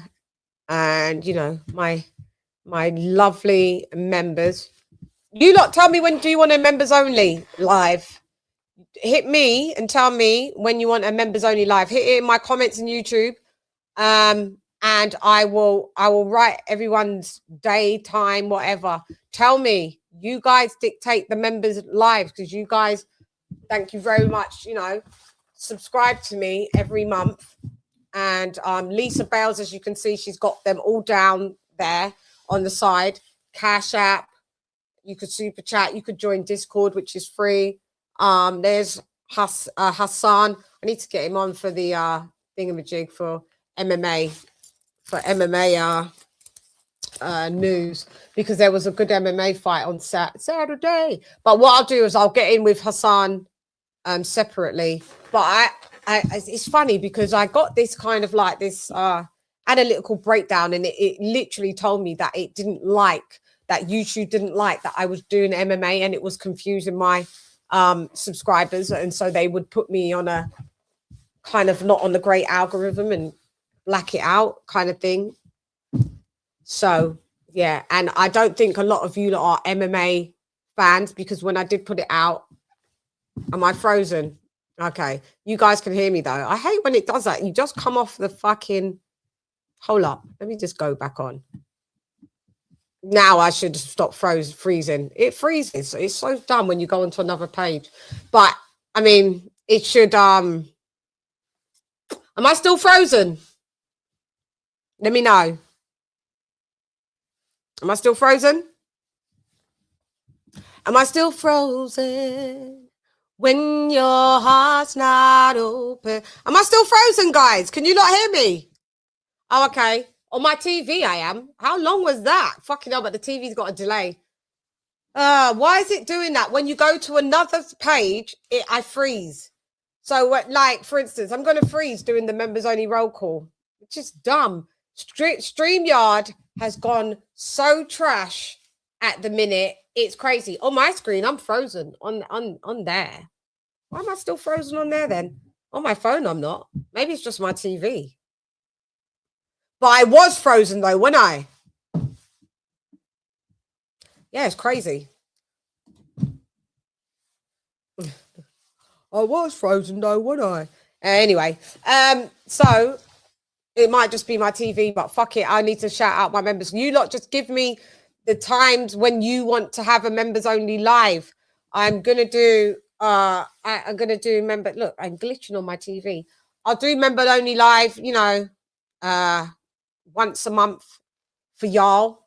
Once it grows more, I used to have loads of members, but I took like nearly a year off of YouTube, and so I lost a lot of members. But I used to do a lot of members only lives as well. But let me know. Like I said, now I'm not frozen on there. But I guarantee you, watch, when I go to a different page, I can guarantee you I'm glitched. I bet you are frozen. But fuck it, because we need to do the members only roll call. Because I haven't done it in a little minute. Yep, I can see that I'm frozen. Yep, you see? Always does it. So let me just call you out. Members only roll call. If I could do it without being on the other page, I would do it. We got blood boxing. What up, blood? What up, gangster? I know I'm frozen, but we're just doing the members only. I'll unfreeze soon. Sean James, what up, Joe? Stephen T. 88. Zara K, my girl. That guy. King Boxing, thank you for being on the panel.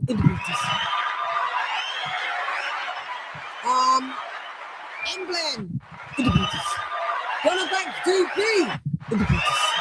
AJLJ, thank you for being on the panel. Queen that never fails, my sister Lisa Bales. Cardiff's finest, Dr. P. Mi hermano virtuoso boss. What up, Nesta? My NYC brother. Yeah, man. D-Star Boxing, mi hermano también, del edificio de Pesades. And upload type el primero. Thank you guys. Back to the page. Guys, if you would like to join the membership, you know, it's really cheap as well per month.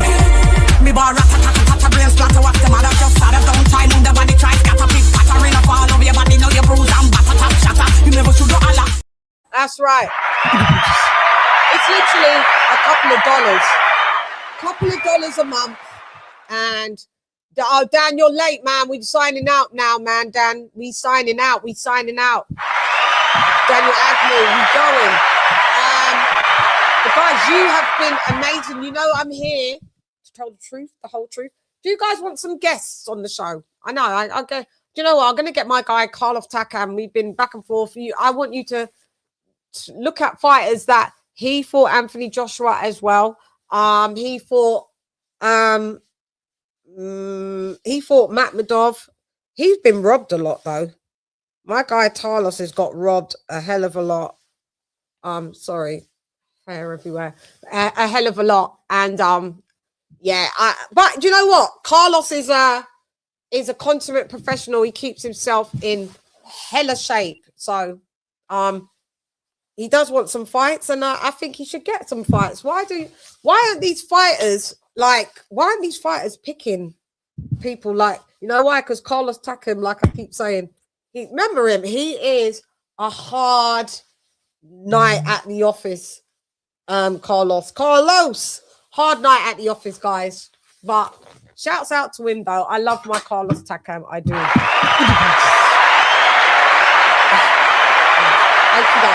So, all right. So you know I'm here to tell the truth, the whole truth, and nothing but the truth. So help me. Colonel Jessup, did you order the code red? You don't have to answer that question. I'll answer the question. You want answers? I think I'm entitled. You want answers? I want the truth! You can't handle the truth! Right, because knowledge is what? Knowledge is key. That's right. Say it for Guan and I say it for Guan. So if it Guan, not bad that see nothing because nothing not a Guan. Lock off your eyes, cock me, make you cock. Them like we not like them. Them not like me, some me not like them. Man, I figure set this straight and clarify. Put fire upon a pagan, aim for the cranium. Turn off the news, there's a bag of lies. Worst raised man, wanna inform up, fun Babylon and every one of them dirty guys. And if they wanna go around the order, I guarantee somebody's dropping flight. That's right. So we also have stats, facts, and fucking data. You know, that's what we go by. I have opinions just like anyone else. You got opinions. But unlike what you're doing is I bring facts, data, statistics, things you can go look up yourself. R.I.P. the Godfather. Okay. Recuerda mi gente del mundo, mi gente de boxeo. Estoy lista para ti, para todos, siempre, ya tú sabes. Listos para los chingazos. Listos para los chingazos.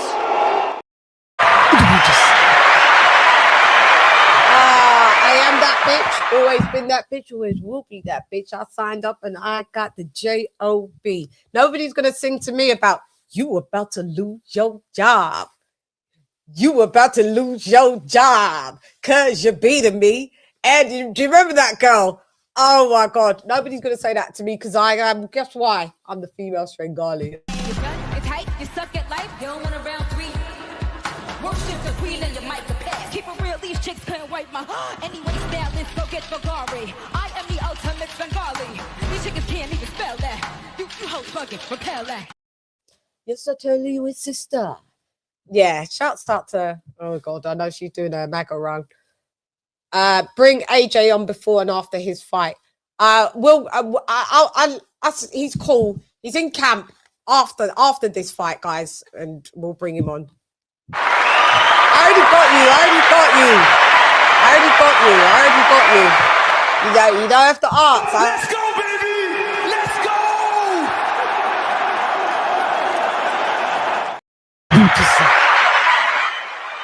I got you, Miss DD. I got you. Yeah, I'm already thinking 5 steps ahead. Yeah, AJ will be here. Again, yeah, after this fight. I'm actually been asked by his gym. I love them. They love me. I'm so thankful. I'm going to present the awards and the trophies for the amateur fighters. They're in a tournament in North London. So it's Finchley ABC Gym versus this tournament. Let me have a look. Hold up. Hey, let's go. Okay, here it is. Unitas ABC and Finchley ABC. That means the Amateur Boxing Club's boxing show. Sunday the 17th of May. Doors open at 12:30 if anybody's in the UK and would like to attend, by the way. Come down if you want. You get to see me as well. So that is Unit 1AS Barnet Youth Zone 76 Montrose Avenue, Edgware, HA8 ODT in the booties. So yeah, I'll be presenting the trophy. So Well done, young man. Well done, young sister. So shouts out to Finchley, ABC. Finchley is Anthony Joshua's where he trained. That's where he first came up. That's where when you sometimes see him, he's in Valencia right now, but when you sometimes see him training, he's at the Finchley gym in London. And these are all his so Sean Murphy is his first ever coach. And you'll see Sean Murphy at like the Usyk fights, you'll see him, you know, that's where Rob McCracken was as well. So this is AJ's day one's gym. So when I interviewed AJ, we interviewed in the cruiser just outside the gym while Shane was doing at first. He was teaching the amateurs some stuff. So I just started to go down there and I interview some of the amateurs. If you look on my page, you'll see Anthony Abekwe. Yeah, and I've got some more interviews to do. So yeah, so I actually go down and hang out at that gym because I love the amateurs, and any amateurs that do anything good, I bring a piece of merch, tracksuit, Dunham season. Shop's going to reopen soon. And there's a couple of outstanding amateurs. This is where they train to the Unitas, Unitas,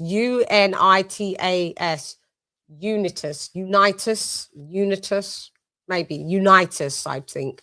Yeah, that's it. Unitas ABC. I don't know where they're from, but yeah, it's going to be a crazy event. So I've been invited to do that and hand out the trophies and stuff for the amateurs and the winners. Let's go, baby! Let's go! Yeah, and it's a pleasure to be asked and do so. So yeah, so I'll be hanging out there on Sunday, this Sunday. So shouts out. But where did we leave? I did say I am that bitch or be that bitch. Didn't I say that? So where do we go? Where do we go from here? I don't know. What do I usually play from here? I don't know. Let's just play this. What you talking about, mister? What you talking about, Willis? What you talking about, Manny? What you talking about, Dad? What you talking about, Willis? This one. Yo, how you going, this Lady Chann? Rep nonetheless, and welcome to, you know, it's the Lady Chann late hangout show, but even though I'm late, but it's early. Window bootism. Ding, ding, ding, ding, ding.